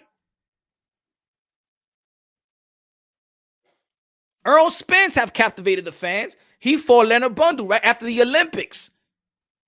They reported that it was 6 million views, but we know that that was a little bit of it wasn't as organic. But let's say 5 million, 6 million views. He captivated the fans on a Sunday, knocking out Leonard Bundu. After that, he went to the UK, Showtime, captivated the fans with Kell Brook. That's why he's been doing pay-per-view. After the Campo fight, he's been doing pay-per-view ever since. Captivated the fans. You got to captivate the fans. The American boxer, the black, and that's what I believe that Jermell Charlo is saying. We need to captivate the fans. Boots will be the guy to save boxing in the U.S. if he captivate the fans when the lights are bright. You got to give them something special. The guys that we talk about all the time is that they did something special when the lights were bright, when everybody was paying attention. When you told the people that wasn't paying attention to boxing to watch this fight, they captivated it. People fell in love with boxing because they loved Mike Tyson. People captivated even, well, Oscar de la Hoya. Oscar de la Hoya captivated the fan base. When the fight was bright, it was a great fight. It was a good war. He knocked somebody out or whatever. It was just a good. And even when Oscar de la Hoya lost, he captivated the fight, the fans. It was a great fight. Good looking now, Marky. Sanchez. He Lopez captivated the fight. He captivated, knocking out Richard Comey, but that wasn't even his main event. And I'm gonna tell you the truth. Even when there was a lot of people looking on versus Lomachenko, it wasn't that exciting. He outboxed him. I think for a purist, it was, he outboxed Lomachenko. And I know he was going to outbox him. But even in that bright light, Tio could have even been bigger, could have been bigger with the casuals if he would have knocked out Loma like he did Richard Comey. But people came in understanding the difficulties of what that fight was going to be for a young fighter like a Tio. Gervonta Tank Davis is captivating the fight, but the thing is with Gervonta Tank Davis, people didn't get to see Gervonta Tank Davis because he's young and they didn't put him in enough free fights to really captivate the fans. Put him versus Leo Santa Cruz, Showtime or CBS, and do what he did, and then he will sell 500K. The fans didn't get to know Gervonta Tank Davis yet. The fans got to know a guy like Keith Thurman. NBC, he fought Ghost Guerrero. He fought an ESPN. He fought Diego Chavez. He fought Danny Garcia, CBS. He fought Sean Porter, free. And he fought fights, good fights, for free. So when it was time for him to fight Manny Pacquiao, his numbers did better than Adrian Broner. His number did better than Ugas. His Keith Thurman and Manny Pacquiao, it was good numbers because the fans saw Keith Thurman perform good when the lights were bright and it was free. Put Gervonta Tank Davis in a free fight night. Put it this way. If they were smart, if they're really looking for the future of Gervonta Tank Davis, if they really believe in Gervonta Tank Davis and the star of Gervonta Tank Davis, put Rolly versus Tank Davis, and that promotion is going to be so good. Put it free, and if Gervonta Tank Davis knocks out Rolly, the next fight should be pay-per-view, and watch the number go up from 2 probably to 300K if it's a good fight. People got to get to know Gervonta Tank Davis. They just know him for a highlight reel. They got to know his skills and talent. They got to know the body of work. Executive Session says Boots is the man. Said Boots is the man. But niggas don't have exciting fighters. Punch is trolling the Niga community on purpose. Nah, I'm not trolling. Why? It's not trolling. I'm going by what Jermell Charlo is stating, and I'm trying to understand what he's saying. And I'm just saying that we always talk about the American fan base. They always want to bring excuses that, it's because the American fan base already got NBA and MLB, and this is why boxing is not where it is, because now the Americans are paying attention to other sport. Nah, everybody always like a good fight. Every human always likes a good fight. Even when you in the street and there's a fight breaking through, you like this. You looking. It captivates your attention. It captivates your wow, excitement, whatever. When you watching a fight, look, when you in a boxing fight and there's a fight in the stands, you sometimes forget about the fight. If the fight ain't that good, they like this, watching the other fight that bro. Oh shit. Oh. Everybody always likes a good fight. This is why when there's a good fight, you always see a bunch of celebrities going to that person, to that fight. Everybody loves a good fight. Yo, boxing could be still the #1 sport in America. But these guys got to look special. They got to perform. They got to be exciting. They have to be Sugar Ray Leonard. You got to wow them. You got to wow the American fan base, and the American boxers is now wowing the casuals. You gotta wow. You gotta give them that. Oh my God! You gotta give them. You gotta get. Why you think that Mike Tyson and Roy Jones Jr. at 50 years old? Why do you think they did 1.6 million? Why you think Mike Tyson and Roy Jones Jr. as 54 versus a 51-year-old did 1.6 million? Why do you think that? Why? Because they have given the fight fan this imagination that we haven't seen yet. Because if the American fighters was giving us that imagination, that special, that evolution, we'd be looking at Mike Tyson and Roy Jones Jr. and be like, no, what are you doing? Viejo, go play bingo.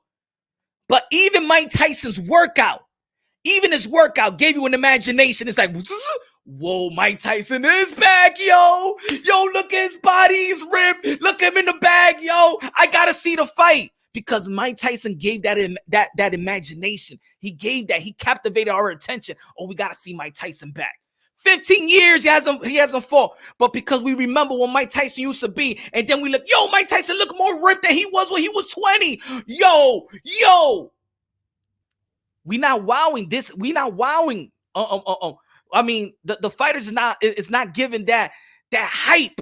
You're not looking special. You're not looking special. Now, let's say Boots Ennis. In the beginning, all these fighters look special. Boots Ennis is looking special. I've been trying to tell y'all that Boots Ennis is the second coming of Roy Jones Jr. I've been saying that. When I first said it, look at my channel. 2 years ago. 2 years ago. Boots Ennis is the second coming. Matter of fact, 3 years ago. Just look at my channel. If y'all new to the channel, look at my channel 3 years ago. I was talking about Boots. Now that everybody's talking about Boots, I was talking about Boots. I said Boots Ennis versus Josh Kelly is going to be one of the biggest fights. I said, because I thought Josh Kelly was good coming after the Olympics. I said, damn, it's going to be Boots and Josh Kelly. Go look at my channel. I've been talking about Boots since the beginning. Now it's up to Boots that when he has a big fight, it's to show out. So when it's Boots versus Virgil Ortiz, when it's Boots versus Bud, and let's say Boots stops Bud, boom, you got to do something special. You can't hear boos. We're hearing too many boo. Nah. Josh Kelly is a disappointment. Yeah, he is. He is. But what I'm saying, Marky D, that I was talking about Boots Ennis 3 years ago. Nobody was talking about Boots. I'm telling you, people used to be like, hey, yo, Punch, you like to premature, like to hype dudes up. You like to premature. I got an eye for 10. I say, yo, Boots Ennis is that guy. Boots Ennis is that guy. You know, Mike Tyson did not take the long route to fight the best and become champion. Facts. And when he fought, he captivated the fans. He said something. Mike Tyson, come on. Mike Tyson was so special that back in the days we used to be like, yo, will you let Mike Tyson punch you for $1 million? And sometimes we used to think about it like, shit, I don't know, shit. We used to think that you remember those games? Yo, would you let Mike Tyson punch you for $1 million? You'd be like, shit, I'll let him punch me. So some people like, shit, I don't know. I want to live. You know what I'm saying? We used to be like, well, are you going to live with that $1 million? You going to be a vegetable or something? So, man, honestly, Punch, everything you said is what T.O. Sr. has been saying from the very beginning. He's been saying things like that. You know what I'm saying? That's why he said that I needed to change my son to a knockout artist, because remember the amateurs, Teofimo Lopez was never a knockout artist. Teofimo Lopez was just a boxer. And he said, coming to the professional level, that's the only way we're going to make noise. We got to knock people out. I had to retrain my son into being a knockout artist. The same thing. Look, it's the same thing. And thank you, Samir. I appreciate that. The same thing. Let's say Devin Haney. Devin Haney, we know he got the skills and talent. We know he's slick. We know he got great jab. We know he know how to control distance. We know he can know how to control range. We know he got good combination. We know he got good defense. We know that. But people want to see something more. People already seen that. People want to see you put somebody out. People want to see you stop somebody. People wanted to see you stop Linares. People wanted to see you stop Jojo Diaz. People want to see something special. Ryan Garcia did what he had to do. Teofimo Lopez did what he had to do. You know what I'm saying? With that Richard Comey, being Loma, Ryan retiring Luke Campbell, Javante Tank Davis stopping dudes like Leo. Still gonna be one of the highlight reels for a couple more years to come. Still that uppercut. You know? You got to captivate the fans. So he was saying, if my brother fights Benavidez, he knows the style of Benavidez excites the fan. Benavidez has an exciting fans, which captivate the fans. He's a high-volume puncher for his size. Big, strong, fast, throws combination. David Benavidez has an exciting style. So he's saying, when my brother fights him, he got to match him. He got to stiff him up, pause. He got to go and try to knock him out. And then that's when he said, after that, we need to, what was the line he said? He said, black fighters need to fight past the crowd. And I believe that. I believe that we need that African American. He said Jermell Charlo said black fighters. I'm going to say American fighters. Whether you Americanize, if you're American Latino, American Asian, shout out to Brandon Lee, who's doing his thing. Brandon Lee is knocking people out. He's one of my favorite fighters in 140. He's knocking dudes out. Gary Antoine Russell doing his thing. But now that's on the come up. Everybody doing their thing on the come up. Now, when there's that fight, the test. That's why the Gary Antoine Russell fight versus Victor Postal, it was good. The stoppage was kind of, but you know what I'm saying? It was a good fight. You showed out. Virgil Ortiz showed out versus Maurice Hooker. That's when you know, okay, this guy's going to be the real deal. Now when when you elite, you still got to captivate the fans. Bud Crawford, beautiful win versus Sean Porter. What we said after that? Shit, hey, nobody never stopped Sean Porter. What was the lead up to the fight? If Bud Crawford stopped Sean Porter, I said my prediction to the Sean Porter versus Bud Crawford. I said I can't even imagine somebody stopping Sean Porter at welterweight. I said I couldn't even imagine Bud Crawford stopping. I know that he could outbox Sean Porter, but he ain't gonna stop Sean Porter. Man, Sean Porter, what? Earl Spence couldn't stop him. Thurman couldn't stop him. He ain't gonna stop no Sean Porter. Bud Crawford, in reality, if it wasn't for the, I know a lot of people didn't like that the towel was thrown. They felt like it was thrown prematurely. You know what I'm saying? Most of the people didn't like it. But just like Kenny Porter felt that it was going to go way downhill. If we would have seen that downhill, then you know what I'm saying, it did take away a little bit from Bud. Crawford got an assist to stop Porter, right? Fans want to see fighters get hurt and knocked out. It is what it is, right? Is the hurt game. I think that fans want to see a great fight. I think fans, look. I'm gonna tell you, I even think that the Rocky movie, really mind fucked a lot of fans too, bro. Because, you know, it's not that fans want to see people hurt. Fans like to see how how special a fighter is when he's going through adversity. You know what I'm saying? How he's gonna uplift himself. You understand what I'm saying? So when we see that's why they like that Tio Cambosa. Tio went down. Cambosa went down in the 10th. He rose back up. Oh shit. This motherfucker got balls, bro. He said, somebody said you blame it on Rocky. I'm blaming it on the Rocky movie. Damn it, I'm blaming it on Rocky Balboa. Huh? See, now he got down, get back up. People thought that's real boxing. Fans love drama. That's what it is. Fans love drama. Just like fans love drama in the YTBC. Fans love drama. These are fight fans. If we want to see something sweet, we watch another sport. Fans love drama, but fans, this is why when we saw the fight with what's his name? Lara and Sanchez this past weekend on the undercard of Chocolatito. When Sanchez got up, everybody was up like, yo, both of them was fighting. Both of them was throwing down. Both of them was trying to knock each other up. Now, another purist is going to be like, well, that's not boxing. Why you think that fight of the year, what was it, last year or 2 years ago, was Cepeda Baranchik? Why? They got knocked down like 9 times. They ain't supposed to be like on some good. They ain't supposed to be good. Getting knocked down 5 times. You get knocked down 4 times.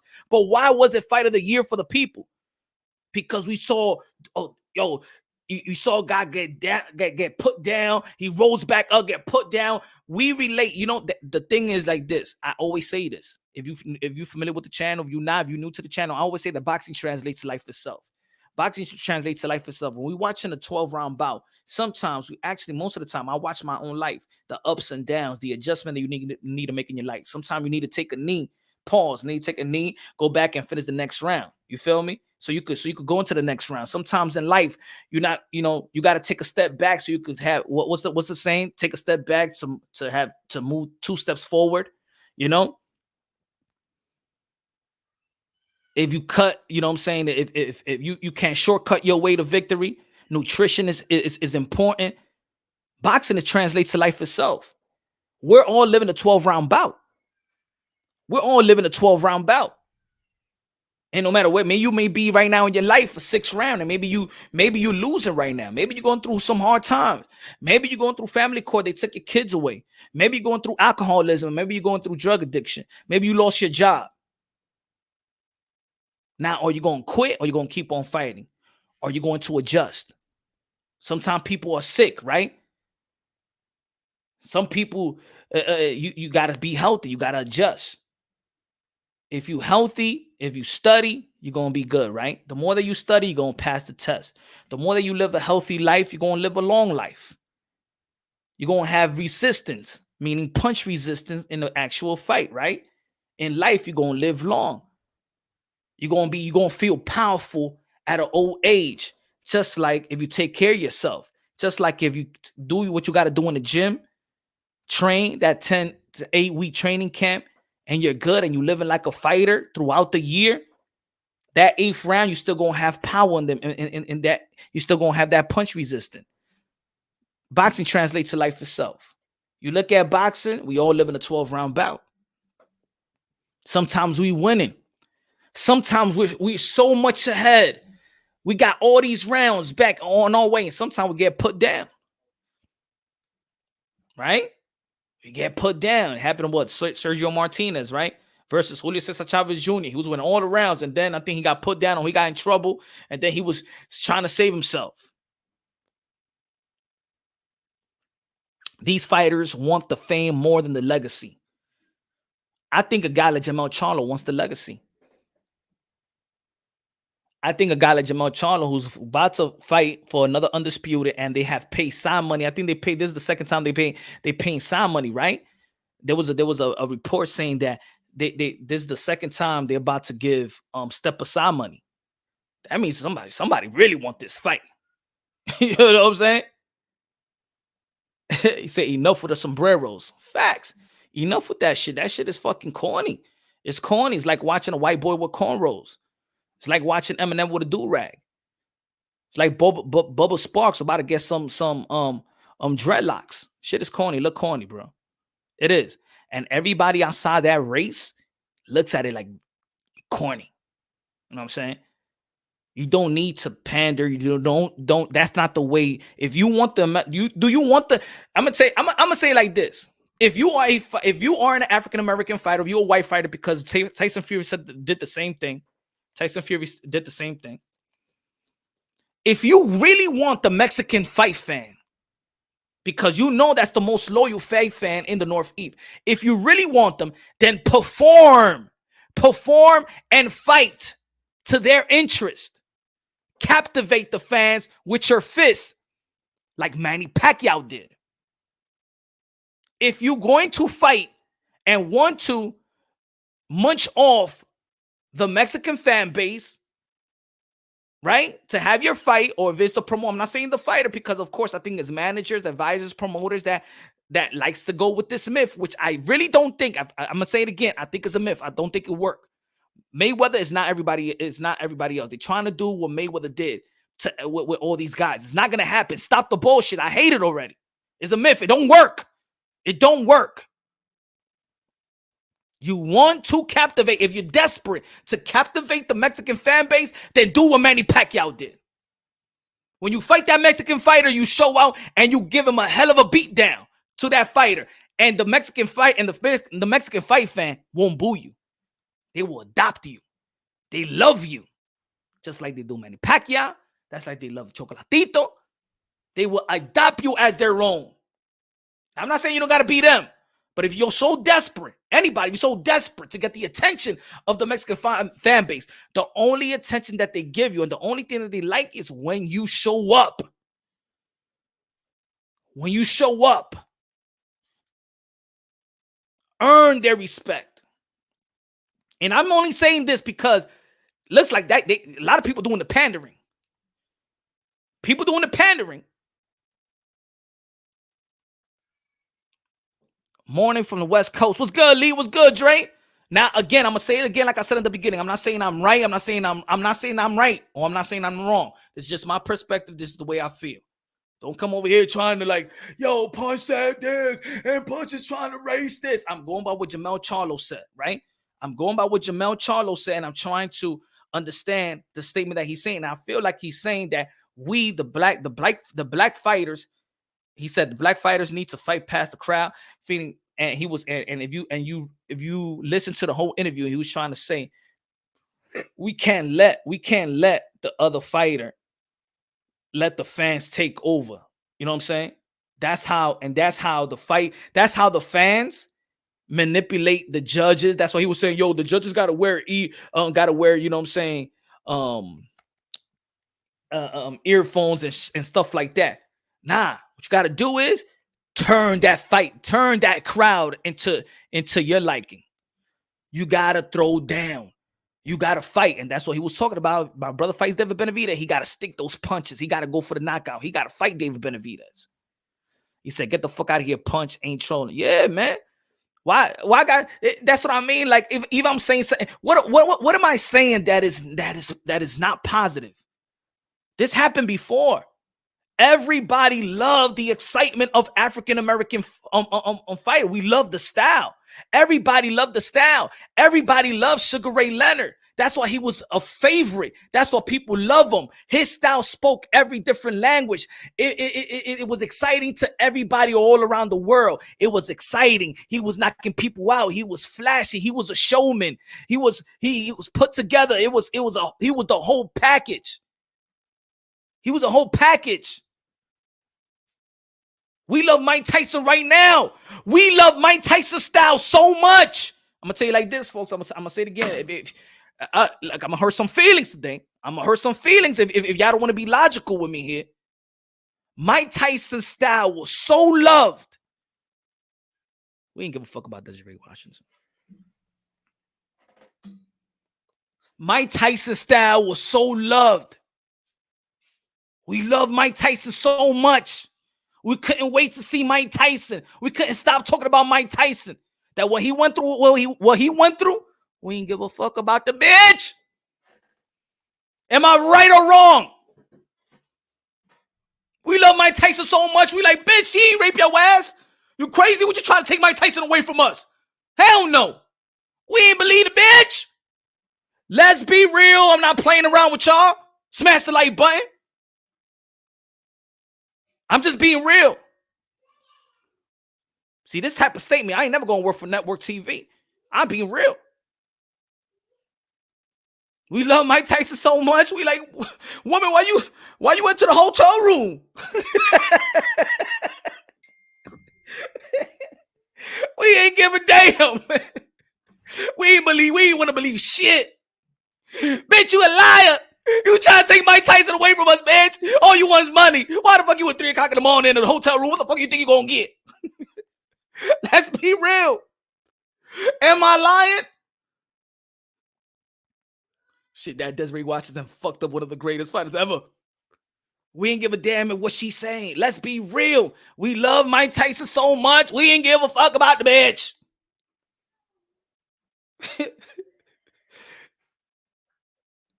Let's be real. I'm going further. We love Mike Tyson so much. Mike Tyson is the most glorified rape convict in the history of America. Other than Christopher Columbus. I love you, Mike. I love you, Mike. That to this day I don't believe it. I'm just stating the facts here.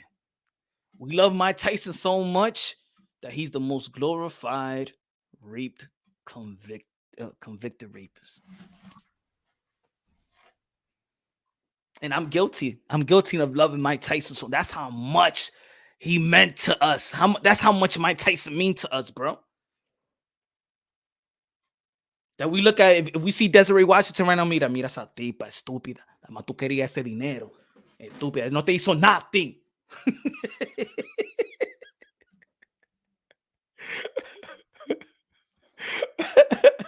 Let's be real, man.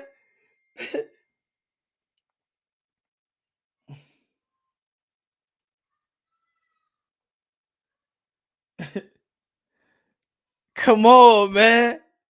Come on. Let's be real. Don't leave me out in the island by myself. Be like, yo, you heard what Punch Drunk said? Oh shit, he ain't never gonna give me the credential now. Shit, we about to call all the liberal army on Punch Drunk. Don't leave me in the island by myself, y'all. Come back. Wilson, come back. Mama Punch be physiological by day and violent at night. Keep preaching, brother.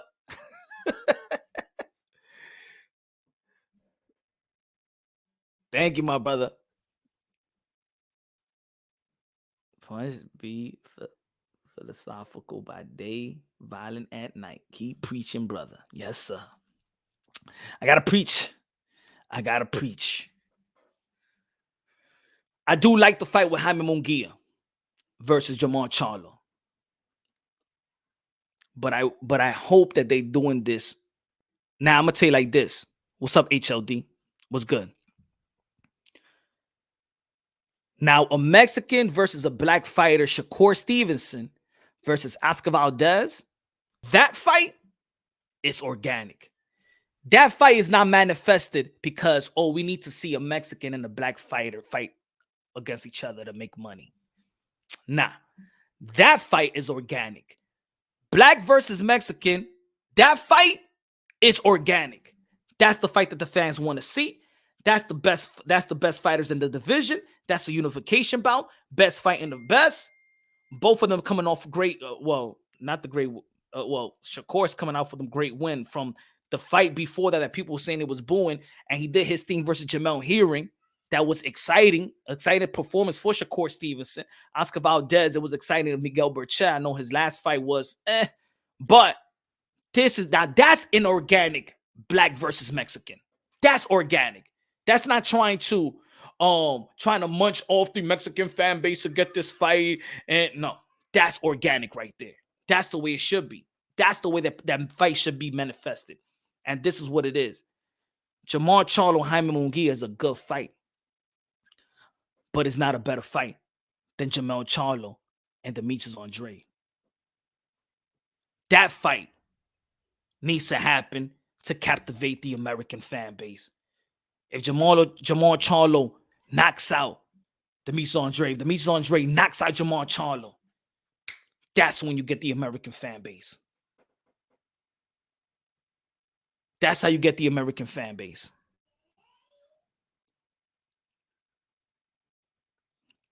Charlo kills that. Munguia trash. I hope Munguia doesn't duck.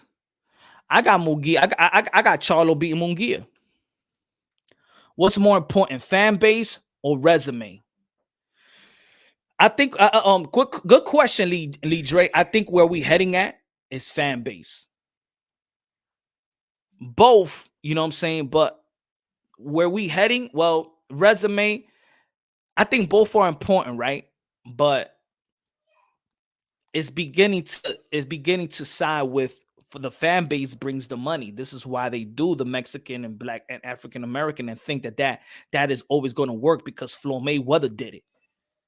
But people forget that Floyd Mayweather fought the Mexican, Oscar de la Hoya. He fought that guy. He fought the number one guy, other than Mike Tyson. I'm talking about in terms of revenue.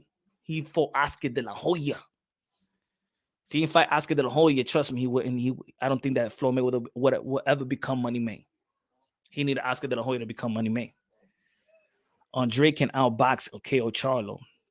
Thank you, Lee Dre. I think that fan base is important. Of course, resume is important, but it's becoming that the fan base, you know what I'm saying? I notice it. Think about it. But these fights, I think it's both of them, right? I think it's both of them. Fan base and resume. Resume is important because the resume is important for your legacy. And after your career ends, you go into the Hall of Fame. You know, that's something that nobody could take away from you. They could take away your money, but that right there, your legacy, nobody's ever going to take it away. So for a fighter, resume is good, but the fan base, when it comes to the dollars, is important. And the more you chase this fan base, you know what I'm saying? You leaving out the American fan base. You're not catering to them. This is the reason. And I love the Mexican fan base, and I love being an American, and I love my Latino culture. But I just find it corny. I find it corny that Gervonta Tank Davis will come out with the Mexican color, and Earl Spence come out with the Mexican color on their big fight pay-per-view debut.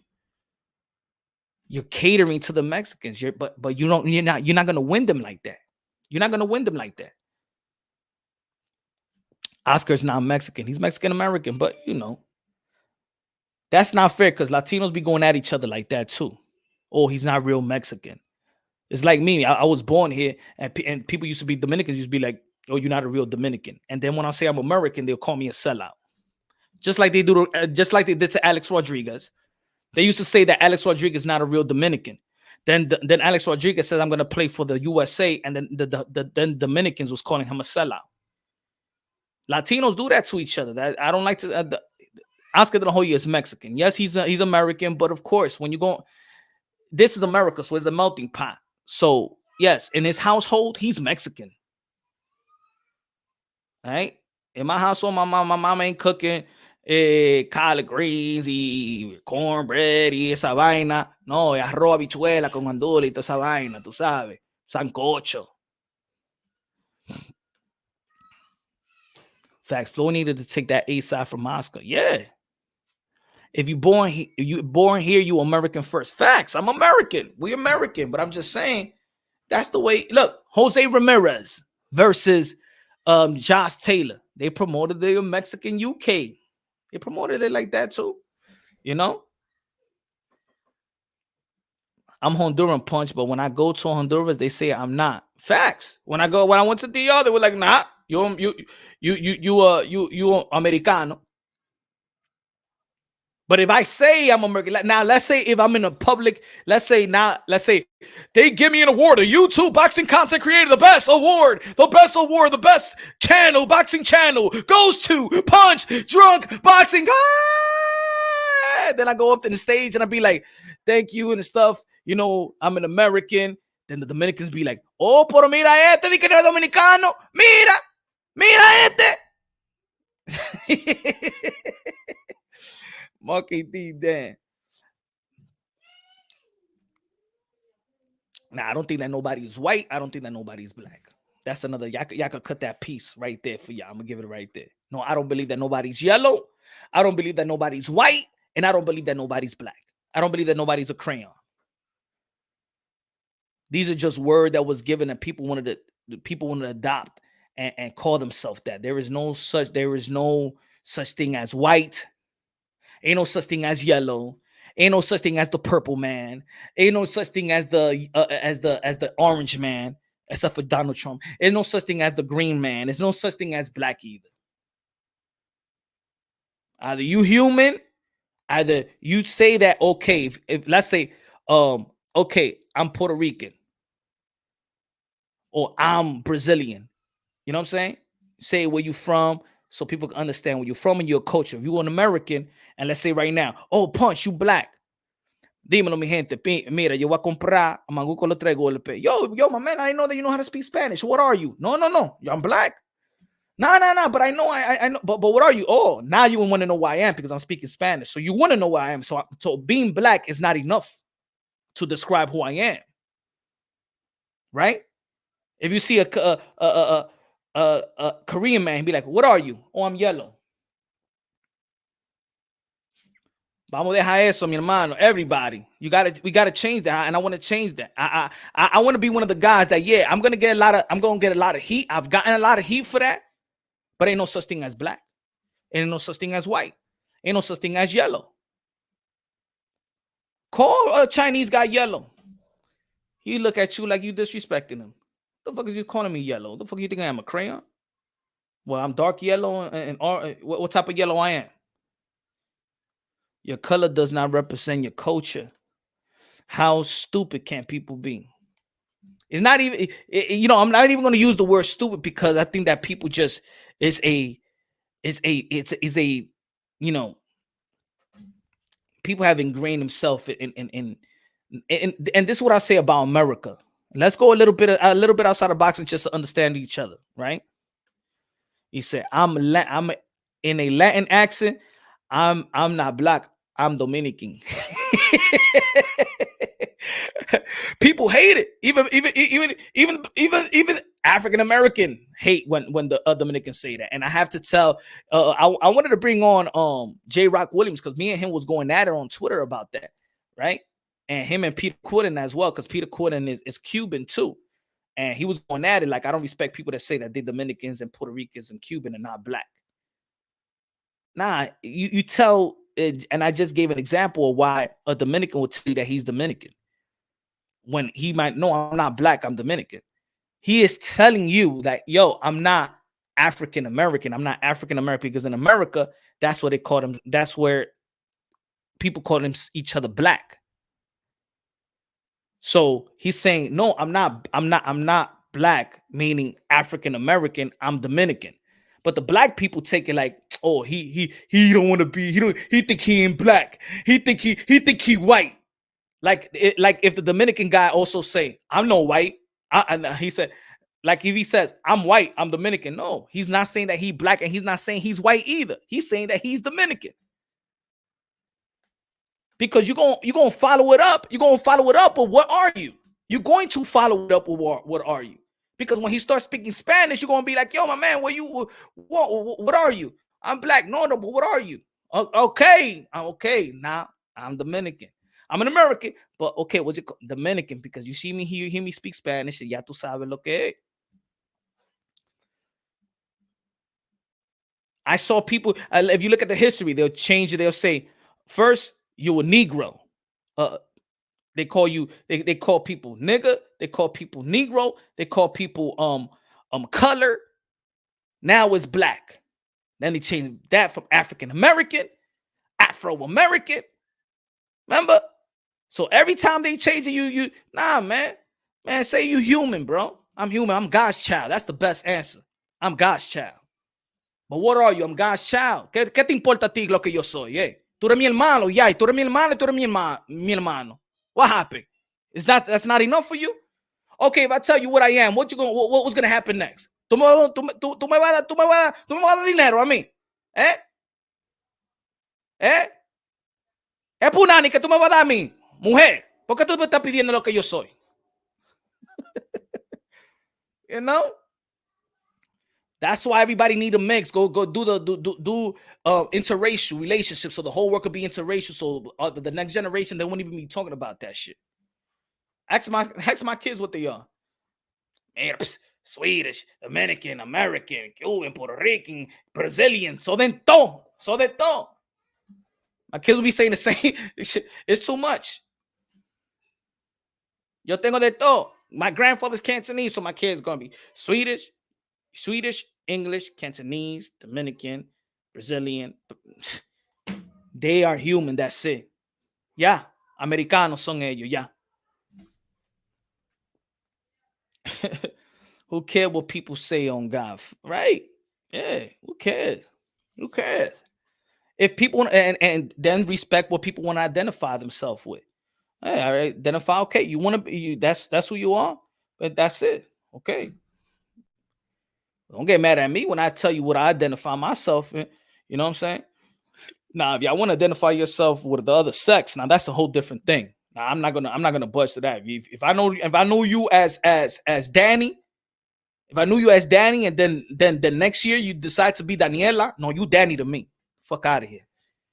You ain't know that Daniela. Oíste, tú eres Danny. No, you have to respect me. I am Daniela now. Huh? You gotta respect me. Come on, Punch. I understand you knew me as Danny, but I'm not Danny anymore. I'm Daniela. Mira, tú eres Danny, estúpido, okay? Tú tienes pinga. Well, I'm gonna cut it off anyway.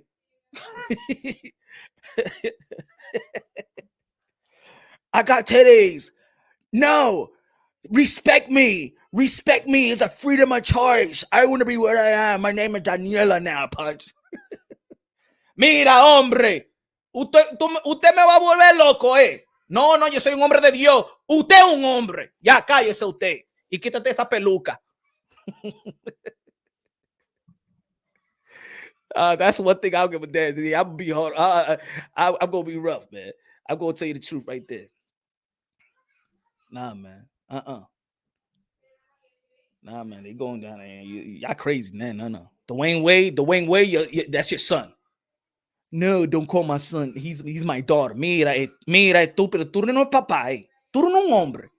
Y tú hablas de que you talk that you a man of God, Dwayne Wade, and you're gonna at a young age gonna let your daughter, your son call himself a daughter. Mira, qué hombre usted. Mira, vete de aquí. Hey, I don't want Dwayne Wade around my family. Ese tipo no. Yo lo digo yo. Hey, Dwayne Wade, you weird to me. Con mi familia, you don't get close. No, I don't like that. Vete de aquí, hombre. Hombre sucio. ¿Qué hombre eres tú? ¿De qué papá? Vete de aquí, señor. Vete de aquí, señor. I don't give a fuck, bro. I don't give a damn. That's weird shit. No. Dwayne Wade, ¿qué autograph? Vete de aquí. I don't want your autograph. Oh, you in here? You don't want to take a picture of who? ¿Qué papá usted? Vete de aquí. You set a bad example for fathers in America. Get the fuck out of here, my friend. Weirdo. No. I'm gonna tell you the truth. You know what gets me mad is when somebody try to say he had an interview once before and he said that I believe everything in the Bible. You know what I'm saying? He bought his mother a church. Church is a preacher, so he considered himself all this Christian, and this is what they do. Oh, tú eres Christian, and then they want to make it, hey, you know, I could be a Christian and I could support my son, my child, not even an adult. I could support my child wanted to become a woman, and I'm gonna change his name to Ciara. What's his name?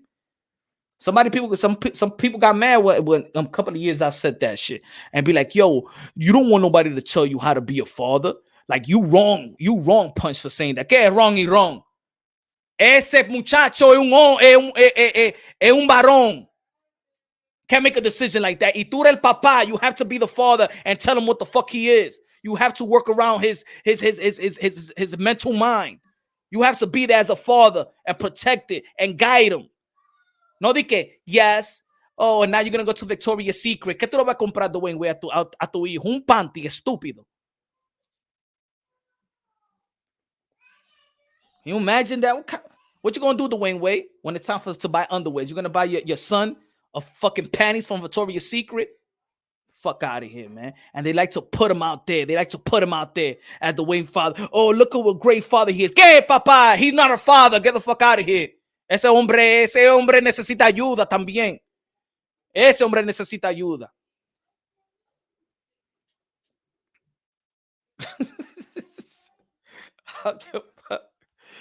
I'll go fuck, man. Y'all disagree with me on that one too? Y'all disagree with me on that one? I'm so sick of gender issue being placed on the back. And Christ don't even care if you know his color of skin or not, but he cares if you repent it from your sins. Put your trust in him. Facts, love. Don't come in and nobody be like, oh, yo, you punk, you homophobic. No, I'm not, it's not that. It's not about that. It's trying to it's not about I'm not how homophobic. It's not about being homophobic. It's about now you're going to the territory of insulting our intelligence. That's what it is. Si tú eres un hombre y te gusta pinga, eso no, mama tu huevo mama todo lo que tú quieras. Ponte 10. Hey, you could go to the Coney Island Nathan hot dog contest y mete todos esos hot dogs en tu boca. I don't care. Go to Coney Island and do the Nathan's hot dog challenge y métete todos esos weenies in your mouth. I don't care. I don't care about that.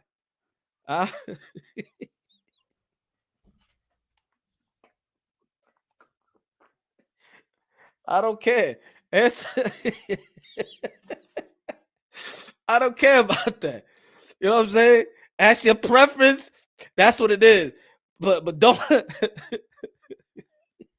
but don't tell me that. Look, hold on. Let me put the picture because I talked about this before. Diablo, yo soy malo. Dios, you on my side anyway. I didn't gotta be like, Dios, tú sabes lo que es. ¿A dónde que está la maldita foto de este hombre? ¿Dónde que está la maldita foto de este hombre?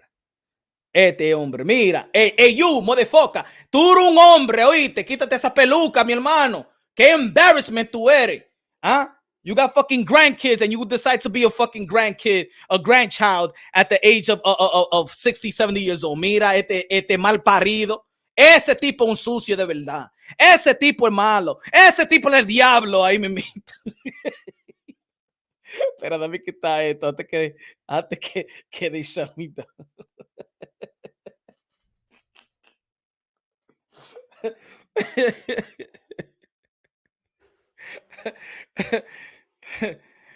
I don't care about, I'm not homophobic. It's not about that. It's about trying to insult the intelligence of people and trying to insult the intelligence of children now. No, my school in the school, my son told me what was it was like 2 years ago, and and they had this boy. His parents gave their child hormone pills. So this girl, so now the boy is now the girl. My son was like, "Yo, dad," and there's this person and stuff like that. I think I'm gonna hit him because you know what I'm saying. I see how he's disrespecting and he's wild. You know what I'm saying? He be saying some crazy stuff. I said, you know what I told my son? Mira, si ese tipo te dice algo, métele una galleta. And when I come to the school and they suspend you, I'm gonna throw a party. I'm gonna go on top. I'm gonna dance on top of the fucking principal's table and be like, "That's the way, son. That's what I'm talking about, baby. Dale esa par de galleta a ese tipo. Mira, and I want to see the parents too. I want the parents to come too, and I want the meeting. Yeah, come to the meeting. Oh, your son, smacked the. ¿Por qué? Why you think my son hit she right here? Oh, what are you doing? Where my daughter is ese es tu hijo, mujer y hombre, y el papá de ese hombre de que está para que le dé pague de galleta a ese hombre también. Yeah, my son smacked the bitch out that dude. That's what happened. Huh? Oh, you think you're gonna confuse? You think my son is gonna be like, Mister, no, you have to call him a she now. Okay, she, you're not gonna, no, hey, you're not gonna turn my kid crazy. He knows that kid as a boy, all right? He knows that kid as a boy.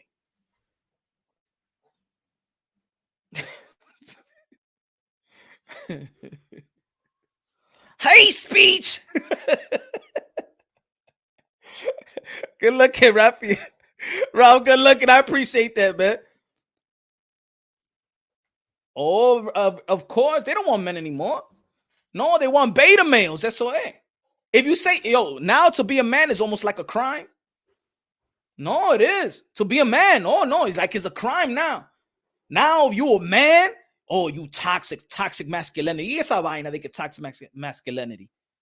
Beta's supposed to be toxic. Girly shit's supposed to be toxic. A man being a chick, that's toxic. But mira, when you a man and showing that, you a man and you provide and you the head of the household. They didn't want you to say you were the head of the household. Now, they don't even want you to be, they want you to say that you a partner. Esa cosa es de pájaro. De que, if you a man, I'm gonna tell you right now, if you a man, don't call your girl, your woman, that's my partner. Eso era de pájaro. Esa cosa de pájaro. That's my wife. That's my girl. That's my lady. That's my man. That's my husband. That's now they like now you got Will Smith and Jada Pinkett. That's my partner. Esa cosa de pájaro y eso. Eso no es cosa de Dios. What you mean that now all of a sudden you call your wife a partner? ¿Qué partner de qué?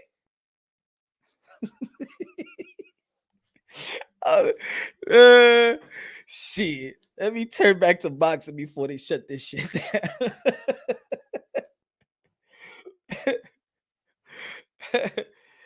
Y'all don't agree with me in this one, man. Don't leave me in the island by myself, man.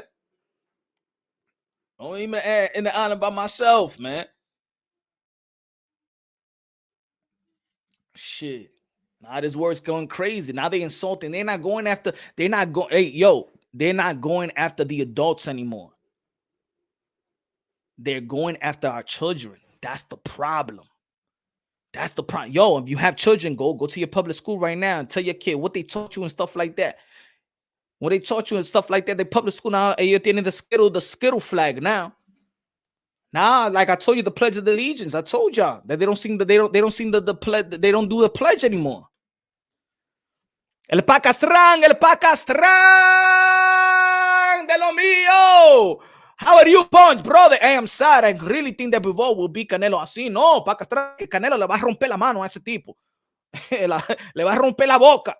Hey, it was a better fight for him with Benavidez. He don't need to go and find Benavidez, but with Bivol, he's going to be difficult for Canelo. Hey, let it be. Hey, for us fans, at the end of the day, we don't want it to be easy for Canelo Alvarez. Let it be difficult. We want it to be a challenge. That's what the fans like to see, a challenge. Ay, mimito, que se ponga a correr el roce en el drago. Vamos a ver. We're going to see. I think people forget about, but Pakistan, remember, Canelo Alvarez have movement too. People forget about that when he wants to adjust and have movement, we saw in the Triple G #1. We saw it. But good looking now, Pakistan. Just have faith. Canelo Alvarez is a gym rat. Canelo Alvarez is smart. He said, Andrew said, I wish you could have a conversation on the news and tell them what. Psst, they wouldn't even put, Andrew Rios. I'm going to tell you this. This is serious. I'm for real. I had a website called www.thetruthhurtsouch.com. I wrote article pieces of fatherhood, the community, race, how they trying to. I wrote a piece 2013, bro, about that. They're going to and I had a picture of Muhammad Ali, and I put like I put the picture up with a duct tape, right? And I said that this is gonna be the future. That the last thing that we have is our voices, and they're gonna take that away. That's the last real freedom that we have left, and they're gonna take our voice away. And look at now, I wrote that piece in 2013. I wrote so many pieces, bro. Yo, they shut down my whole website. You see how I am like this with boxing? I had like, and it was more like a political website. They shut my channel down, bro. I put in a lot of work, and I was like, fuck this shit. I ain't never talking politics. Yeah, that's it. They shut that shit down, bro. They shut it down. I had to terminate. They terminated four Twitter accounts. In Facebook, I had a Facebook. They made me erase 72 posts. I ain't even curse. No curses. Just it wasn't liberal ideology. They made me erase 72 posts if I wanted to keep Facebook. Before that, they made me erase 30-something posts, and I erased it. Then, pero todavía I was putting what I believe. You know what I'm saying? And if I wanted to stay with Facebook, I had to erase 72 posts. Twitter, I think 3 or 4 Twitter accounts got terminated. Not even suspended. They terminated. I never cursed, never went at nobody.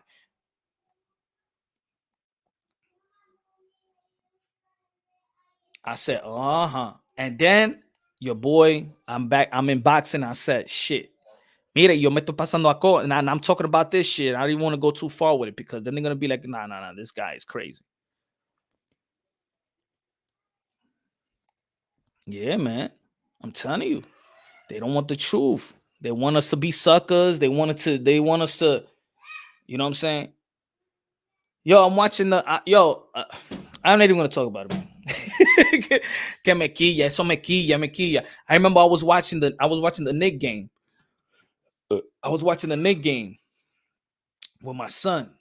I don't know if it was last year. And then this commercial came. And it was a Dorito commercial with the two dudes all bearded up, two dudes sitting around. Mira esa paja. I mean, why, man? Come on, man. Yo, you remember back in the days when they used to put shit that's not supposed to be really on TV, but it's borderline, and they'll put it like after 12 when they know that kids may be not up. Now you're poning in prime time. Dico Dorito commercial with two guys beard ahí dipping and hugging. Hey, mira, hey. Coño, esa vaina eso me quilla a mí. Eso me quilla. The last story I tell you, this is how righteous I am. The last story I tell you. So it was the first day of school. And my son was in the 5th grade. The first day of school, I'm taking him to school. Harlem, 109th between 2nd and 3rd. Taking him to school. And they had a poster right in the front. So in the beginning, when the kids are going into school, the principal and the assistant principal is out there greeting the kids, right? Welcome, greeting the kids, right? So they put a poster right in front of the school, right in front, like, you know, the door is open. So they had a poster, a big poster, y'all. This is elementary school, y'all. The big poster was a STD awareness poster. STD with two men kissing each other, hugging. Elementary school. A big poster. The principal, the assistant principal, they greeting the kids. They coming, hey, welcome. Hey, and I said, the first thing I said, excuse me, can you take that poster down? Why are you talking? No, this is we're creating awareness. I said, can you please take that poster down? Why is it a problem? I said, yes, this is an elementary school. These kids they didn't even know what the hell STD and why it has to be STD and two men. Why? I'm like, I was just, I snap, bro. So some of the things when shit comes out of when words are coming out, it's coming out like I'm shaking because I want to really do damage to somebody. I said, can you please take that poster down? I said, can you please take that poster down? That's very inappropriate for the elementary school. There's kids from preschool, kindergarten. What type of awareness are you creating? Oh, we're creating where we're not going to take the poster down. I said, well, my son is not coming to the school until that poster gets down. My son is not coming to the school. So there's parents, if you take your kids to school, it's crowded in the morning, and there's a store right there in the corner, right? So after that, I'm telling the principal, I said, my son is not coming. Oh, well, sorry, we're not. I'm sorry. It's unfortunate, but we're not going to take. We're creating an awareness. I said, that's not creating awareness. That's devilish. That's Satan, right? I said everything. I said, this has nothing to do with creating awareness for these children. STD and having two grown men in a poster hugging and kissing. The kids at that age, they don't even want to see their mom and dad kiss, bro. They be like, ew. Kids don't even want to see their mom and dad kiss. I don't even give that image or that. So my kids, so any kids at that age, I don't even like me, my wife, my kids. I don't be like, oh, let my wife, my kids lucky, give a hug and stuff like that. Por eso, cuando they go to sleep, ahí mimito, and we do all the crazy shit, pero now, not even when our own children. ¿Qué esa vaina? Quítame eso. Take that off. Take that down. All right. This what got me mad, and this is when I blew up, right? So I took my kids hand. I said, we're not coming. He's not coming to the school until that poster come down. And I'm gonna come every day. I'm gonna come tomorrow, and if that poster still up, my son is not coming to school. Oh, I'm sorry, it's unfortunate. Hope we could sit down and hope you could wait so we could talk. I said, no, take that poster down. I'll come back tomorrow. My son is not coming to the school. Boom. So we're walking, and then we hit the corner. The corner is a grocery store, right? So there's a lot of parents and children coming out, right? But there was a lot of parents. There was a lot of parents that was looking on the way that I was talking to the principal and the assistant principal, right? None of them is saying anything. None of them is saying anything or backing me up, right? So I go to the store.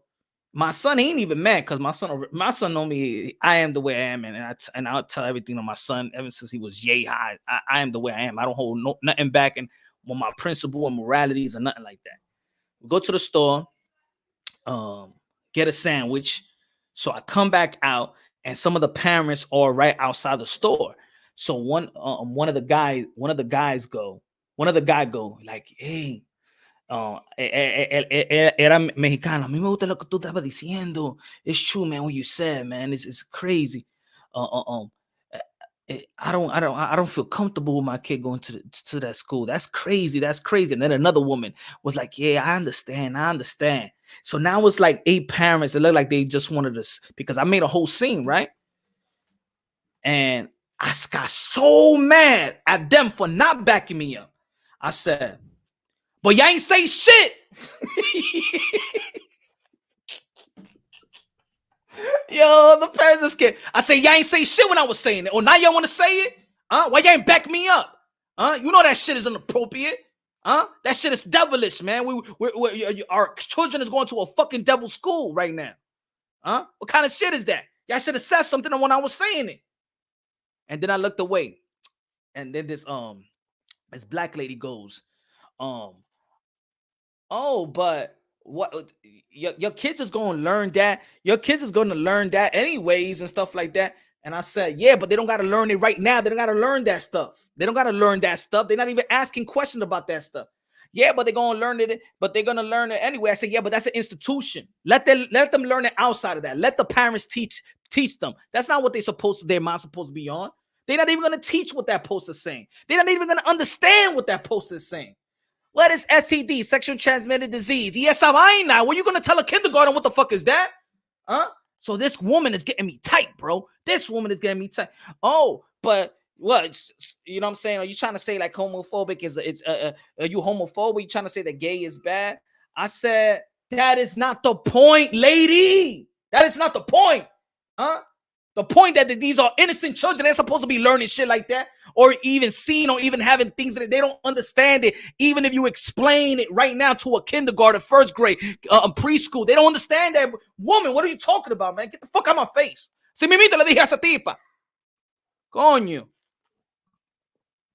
Well, they're gonna learn it anyway outside. Oh no, you want them to think that this is okay. It's not all right. All right, it's not all right. I stopped letting my son watch Muppet Baby because of that. Come on, man. There's stages, and I was explaining that to them when esa maldita fea se fue, right? And then the other parents, I'm like, you know what I'm saying? I understand. I know you're mad. So the next day, and this is when I say, you know what? This is the way I need to talk to. This is the way that I need to talk. And anything I feel, I need to say it the way I need to say it the way it comes out. I need to say it the way I feel. The next day, I took my kid to school, and the poster was down. The poster was off. Yo, and I'm telling you, that's my best experience in voicing my opinion. Voicing what I feel. So when you see something is wrong, it's wrong, bro. When you see something is wrong, speak up. It is wrong. Don't let other people justify it's wrong. Having STD posters of two male kissing or whatever in a fucking elementary school is wrong. Maybe you wanna in high school, middle school, maybe. But this is an elementary school from preschool to 5th grade. Nah, man. Nah.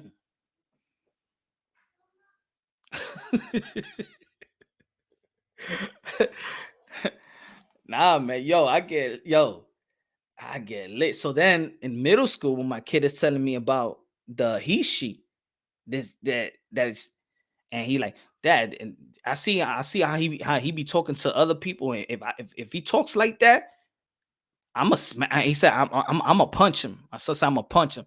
I said, man, you slept a, and I don't curse with my son, but I said, man, if that kid say anything, you smack the bitch out of him. I will throw you a party. I don't care. If you get suspended for a week, we going to a trip. We're going to Miami. I'm gonna take you to the Dominican Republic. We're going to paradise. If you get suspended for that, shit, that is an award. Smack the bitch out of him. Mira that. And I used to ask my son, you know what I'm saying? Because they used to be in a school bus, used to pick him up. Like that dude said anything. He like, nah, dad. I'll let you know if something like that. You gotta communicate with your kids, bro. Because these public schools will eat them alive, bro. They will eat them alive. I'm telling you, they will implement shit. Like I got mad at the teacher because she was shitting on well, people gonna agree, but she was talking politics and she was shitting on, let's say, Trump, right? And she like and she told I told my son, no, I don't like the left. I don't like the left at all. I don't like Democrats. I'm not a Democrat. So I let him, my son know that, right? And she like, oh, this guy is bad and Trump is that. I said, you know, in my household, I don't really. I want my kid to make his own decisions. You want to tell him about both sides, but you're trying to mold my son into loving Democrats and stuff. First of all, they're not gonna vote, and I teach my son in a household that he's gonna make his own decision. When he grows up, his vote is gonna be his vote. It's not gonna be my vote. It's not gonna be his mom's vote. Not gonna be his friend's vote. It's gonna be his vote. All right, but quit with that trying to mold my son and thinking with you and your ideology. All right, I told that shit to the hey yo, if y'all got problems with y'all teachers, hit punch up, and I go to parent teacher conference. I'm gonna let them know the real shit. I let them know what you want me to tell them. You can't tell them. I'll tell them for you. I'll tell them for you.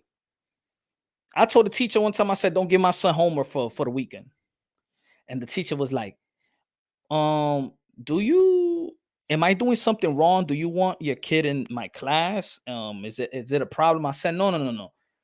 Don't give my son any homework in the weekends because the weekends is when he's supposed to take his break. Just like people that work, you don't want to take your work at home, right? You have your weekend to yourself and for your family. So when he's off, he's in school for 6 or 7 hours. I want all the work to be done in those 6 or 7 hours. I don't want him to be home because it's time for family time, recreation time. So it's time for him not to do 2 hours of homework when he just left school. And in the weekends, he's not gonna be doing work. Don't give me packages in the vacation, and don't I talk straight like that. I talk straight like that. Fifth, and that was I think that was a teachers conference. I was in the 5th grade. I told the teacher right like that, and she was like confused. Like people think that even in public school, like you got to take all the shit that they say. No, it is my son. This is my child. All right. Y'all got a curriculum, right? Okay. When they come back home, you see what the fuck they taught them. You reteach your kids. Just papi, just pass this. Just learn this so you could pass the test. But esta cosa de mierda. You know what I'm saying? Just to pass the test. That's what it is. But don't give my son 2 hours, an hour of work for homework. No, no. And now he has time for his family, his siblings, his friends, what he wants to do. He has basketball practice. He got AAU. He got other things. You do your home. When he's in school, he's in school. Just like if we have our job, I don't bring my fucking job into my home. No. All right. My son ain't do no homework on the weekend. That's it. I don't care what they give the other kids. I told the teacher, but he might not pass. Or okay, he might not pass. I'm telling you, he's not gonna do the homework. He's with me. Well, I take trips on the weekends. What do you think? I'm gonna take a trip on the weekend. He got to do some homework. Sorry, teacher, no homework. So quédate con eso. I got to do that. No homework on. Do it, Gonzalez. On a parent-teacher conference, go speak to the teacher. Let them know your plans also as a parent and your time with your children. It was a point where your kid go to school. Let's say you working. Yo, Rapstar Boxing Knowledge. Mr. Moonshine, the best in the boxing business. Gracias, mi hermano. Thank you, my friend. Thank you. The support. Thank you, the support, my friend. Everybody subscribe to Rapstar Boxing Knowledge. Everybody subscribe to Rapstar Boxing Knowledge, the voice of the UK, London, bruv. Look. Trust me. If you go to parent-teacher conference, right? You have the conversation with the teacher. You let them know why. Like every weekend we do family events. We do family outings. We go to road trips. We go to, I'm sorry, but my kid is not going to do this work. All right. Either you give them the length and teach them well in this period that you have them in school. But when my child is with me, I'm not spending 2 hours doing fucking homework. That's your job. Just like if I'm working, I'm not going to bring whatever I did at work home. That's it. This is home, So there's a time, remember, there'll be a time where you a parent, you work, you get out of work, your kid sometimes is at home already, or now they coming out of work, right? So now you gotta right when your kid come home, you're sending your kids to do homework. Now your kid gotta do an hour and a half, or they gotta do a project, 2 hours. Right after the homework, you tell them, okay, dinner is ready. All right, now take a shower. When they come from school, take a shower, whatever, however you do it. Then take a shower, go to sleep. Do you spend time with your kid? No, that 2 hour and a half that they took away from your kid is because they're doing homework. No. How about if you got your kid in recreation? You got swimming class, dancing class, basketball program, playing football recreation or whatever. Nah, I'm sorry. Nah. Sometimes parents got their kid in after school because they don't come out of work till like 6 or 7, right? Then they come home and they're already pressuring their kid. Oh, do homework. Do homework. Take a shower. Eat. Now you gotta cook dinner. You don't spend no time with your kid. The parents don't get to know the kid, and that's what's happening. That's what's happening. That parents are not really getting to know their kid. They see their kid every day, but you're not getting to know your kid because you're not spending quality time with your kid. So when they home, teacher, when it's the weekend, we're leaving right after school. We're going somewhere. We might go to some other state, or we'll take a weekend trip to. We're going to Florida. We go to a weekend trip, or something like that. Or if you're not doing no fucking homework. So leave that shit alone. You know. Mr. Pragmatic, dímelo, mi hermano, salud, a.k.a. Mr. Payday, págame cupones, or token. Shit, I remember back in the days, I used to, you used to go to the store, you used to be so poor. If you had a token, you'll buy like potato chip and the juicy. The token was $1.25, but then if you buy something in the store, they'll say it's 75 cents. I said, come on, man, you know this shit is worth $1.25. Why now is worth 75 cents? Good looking, I appreciate you. Beyond the ring with Nonito and Rachel Donari, the nominated manager of the year, Raquel. Fighter of the year, Nonito Donari. What's good, everybody?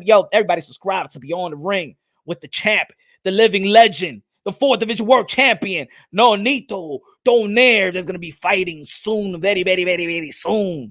Now, you know it. The monster, El Monstruo, versus the Filipino Flash. Let me see what you going to do in the rematch. What you going to do in the rematch? Rapstar says support the channel so we could have more exclusive content. Facts. Tell him, Rapstar. Tell him, Rapstar. Food stamps bought Chinese food. Oh yeah, I remember that shit. You remember the food stamps? The $1 was the brown. The $5 was the purple. The $10 was the green. You remember that?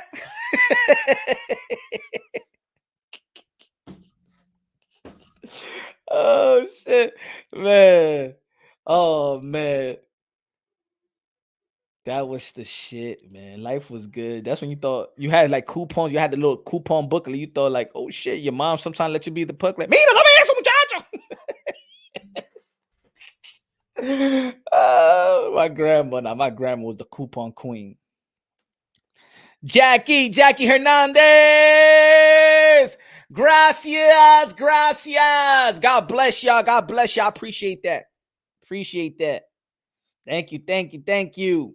If you believe in God, Sakari on YouTube, that's going to, damn, what's happening? I can't even see. Remember it like yesterday. Hell yeah, that's old school. Hell yeah, man. I still have my tokens. You don't have your tokens. You lying. The token, the one in you know what? In New York, I used to like the dirty train. I used to be like that. Hey, oh man, I used to be a bad kid. A clean train will come. You know, remember when they started cleaning the train? I used to hate it. And my mom, come on, let's get in the train. No, I like the dirty train. I like graffitis and all that stuff. I like the dirty train. I used to love the dirty train. I used to love the smell of the train, the subway, New York City. Not the piss smell, but that gas smell. Whatever it was. I used to be like, I can't wait to have a cologne like this.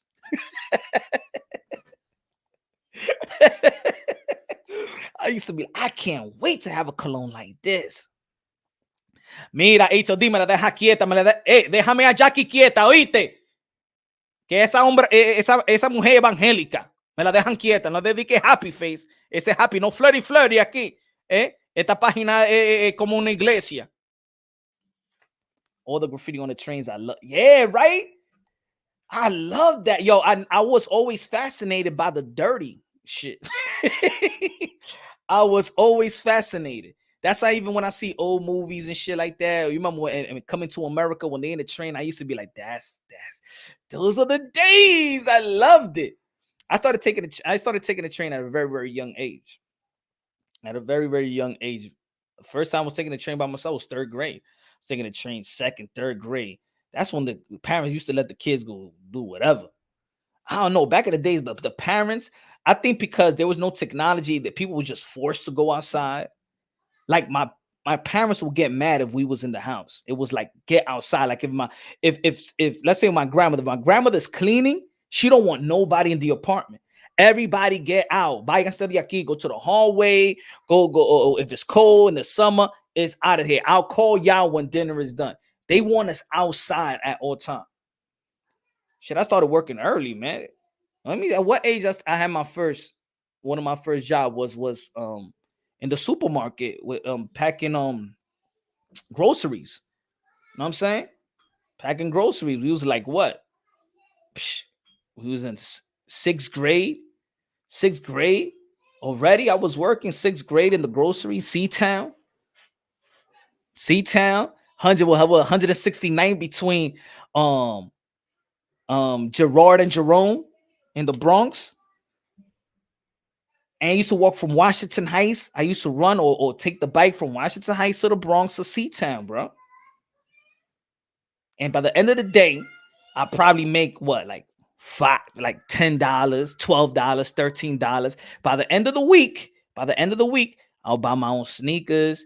Then we take the train. We go to VIM at 34th Street. Shit. Shit. In our age, we had to get it. A la buena o a la mala.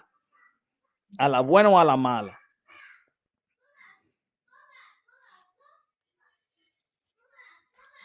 I used to go to church as a teenager just to pick up girls. Yo, HLD. See, because so there was a fire in the church, and then my grandmother used to hold they used to come to my grandmother's apartment to do some, church, because in different type of houses, so people used to come to my grandmother's apartment. They do a little service there and stuff like that. And that's when I wasn't going to church. But then when the youth used to come in, I said, mira cómo estás las mujeres. Yo me voy a quedar aquí, vamos a leer la Biblia. La, man. Church is always like the center, right? That's good. I mean, that's good that when people are raised in the word of God, when you always, you having your downfall, you slipping, you're doing your sins, and when you hit that stage, you're doing a bunch of sins, but then at least you still have that, that I'm grateful for my pops and my grandma that instilled the God early. So, you know what I'm saying? You always could go back. You always have a conscience. When you're doing something wrong, I'm grateful for that. That's the best thing that shit they done for me, to be honest. Yeah, I don't believe in church that much. I just believe in God and my relationship. But yo, everybody, man. So again, so the thing is, in the beginning though, we was talking about boxing. My fault that I'm not talking about boxing. We're talking about just life and crazy ish. But I believe that not only the African American boxer needs to captivate the interest and the excitement of the fight fan. I also think the American fighter, whether you're an Americanized, if you're like Latin American, if you're Asian American, Black American, whatever you want to identify yourself, African American, but just an American, I think that when the lights are bright, it's time to captivate the fans and give them something special. Yes, win the fight. But now it's gotten to the point, since the American fan base are not into boxing, but everybody loves a good fight. It's time to, like Jermell Charlo is stating, it's time to go for the knockout, excite the fans. Don't let the other style captivate the fans. When you win a fight, our style, and he means for blacks, need to captivate the fans, need to captivate the crowd. Don't let your opponent captivate the crowd. It's time that they go back into exciting the fans like they did in the past. And it can happen. It could happen. Everybody loves and admires the Roy Jones Jr., the Mike Tyson, the Sugar Ray, the Hagler, the Hearns. We talk it all the time when we're trying to justify where boxing is at. So when there's bright lights, you're speaking facts. People love violence, man. It is what it is. It is what it is, right? And it did it. We're missing showmen. There's no more showmen. There's no more showmen. There's no more Roy Jones Jr. There's no more of that. You know, there's no more of there's just guys that's trying to win off points. You know, I think it's time, and I think it's time, and I think this fight is going to be good. I think the Oscar Valdez versus Shakur Stevenson is going to be a good fight. I think that, and they shouldn't win. They shouldn't go by trying to win off points. You know, I think give the fans a show, man. Lay it out there, no matter what. If both of these guys turn it up, that's what I'm talking about. No need to donate. He puts on a show. He puts on a show. He ain't trying to be out there winning by points. He's out there trying to win a fight. Trying to win a fight. This is why the rematch is crazy. That's why the rematch, because we know that Nito Donaire is going for the knockout. He's going. That left hook is right there is right there. He's swinging that left hook. And you know what he's trying to do with that left hook. Ain't no pity pat around here. Ain't no tag your it. That's what we have. We having too many of tag your it type of style. Nah, you ain't know it. He's going for it. Nonito Donaire is going forward. And that's why their first fight was a big fight. Go for it. There's a sweet science to it. Everybody got their sweet science. Their sweet science is not tag your it. Yeah, Riggin. Yeah, a guy like Riggin. Shout out to Riggin. Hope everything it gets better. Hopefully, and I pray in God's time he get his eyesight back 100% and things of that nature is very unfortunate what has happened to him. And whenever y'all get the chance, pray for Riggin. But his style, yeah, we all know that Riggin has an elite. He's a technician. But that tag your it style, nobody want to see that. Nobody want to see that. People want to see, yes, boxing, but people also want to see a fight. And the end of the day, it's Saturday night. Hey, yo, my man, you going to watch the fight? Yes. We don't say, hey, yo, bro, are we going to watch the boxing bout tonight? Hey, yo, we going to watch the boxing bout? No, we say we're going to see the fight. And that's what the fans want to see.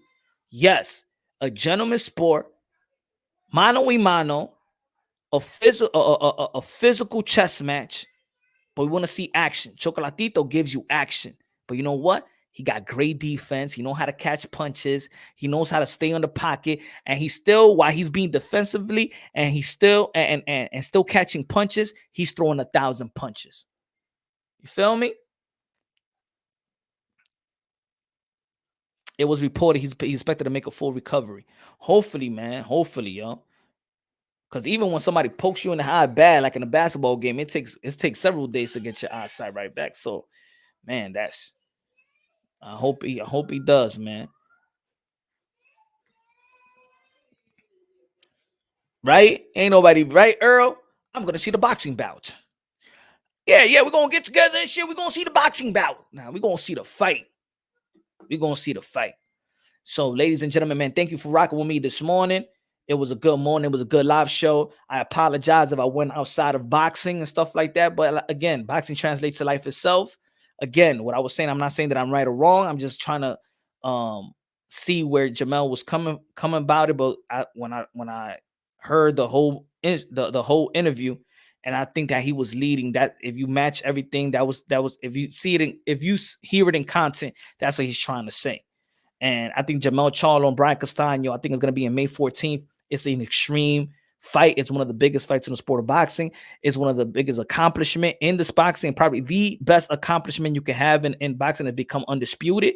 I think it's a dream for every fighter that cares about their legacy is being undisputed in your prospective division or whatever division you're campaigning in. And, it's a big rematch. It was one of the fight of the year last year when it did happen out there in San Antonio.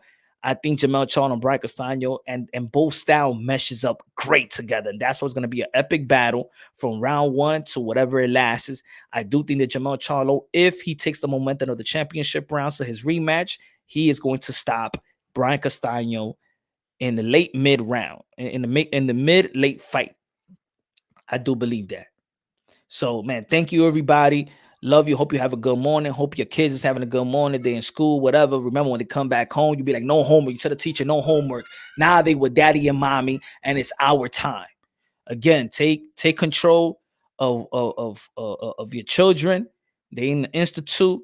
They probably learning a lot of stuff. And then when they come back home, if you don't ask them questions of what they learning, what their friends is teaching them, these kids have certain phones. There's certain kids that's teaching your own children that not coming from a good home of morals and principle. And now they letting your kid know certain things like that. Always be on top of what your kids is learning. You know what I'm saying? Always be on top, and always communicate with the teacher as well. Again, the no homework rule. Tell your teachers, hey, don't bring no homework. That's it. You already had 6 to 7 hours with my child. I hope you covered everything when he's home. Now he's taking a rest. He's doing recreation. He's going to spend time with mommy and daddy, with his siblings and things of that nature. You feel me? Love y'all. God bless. And on to the next.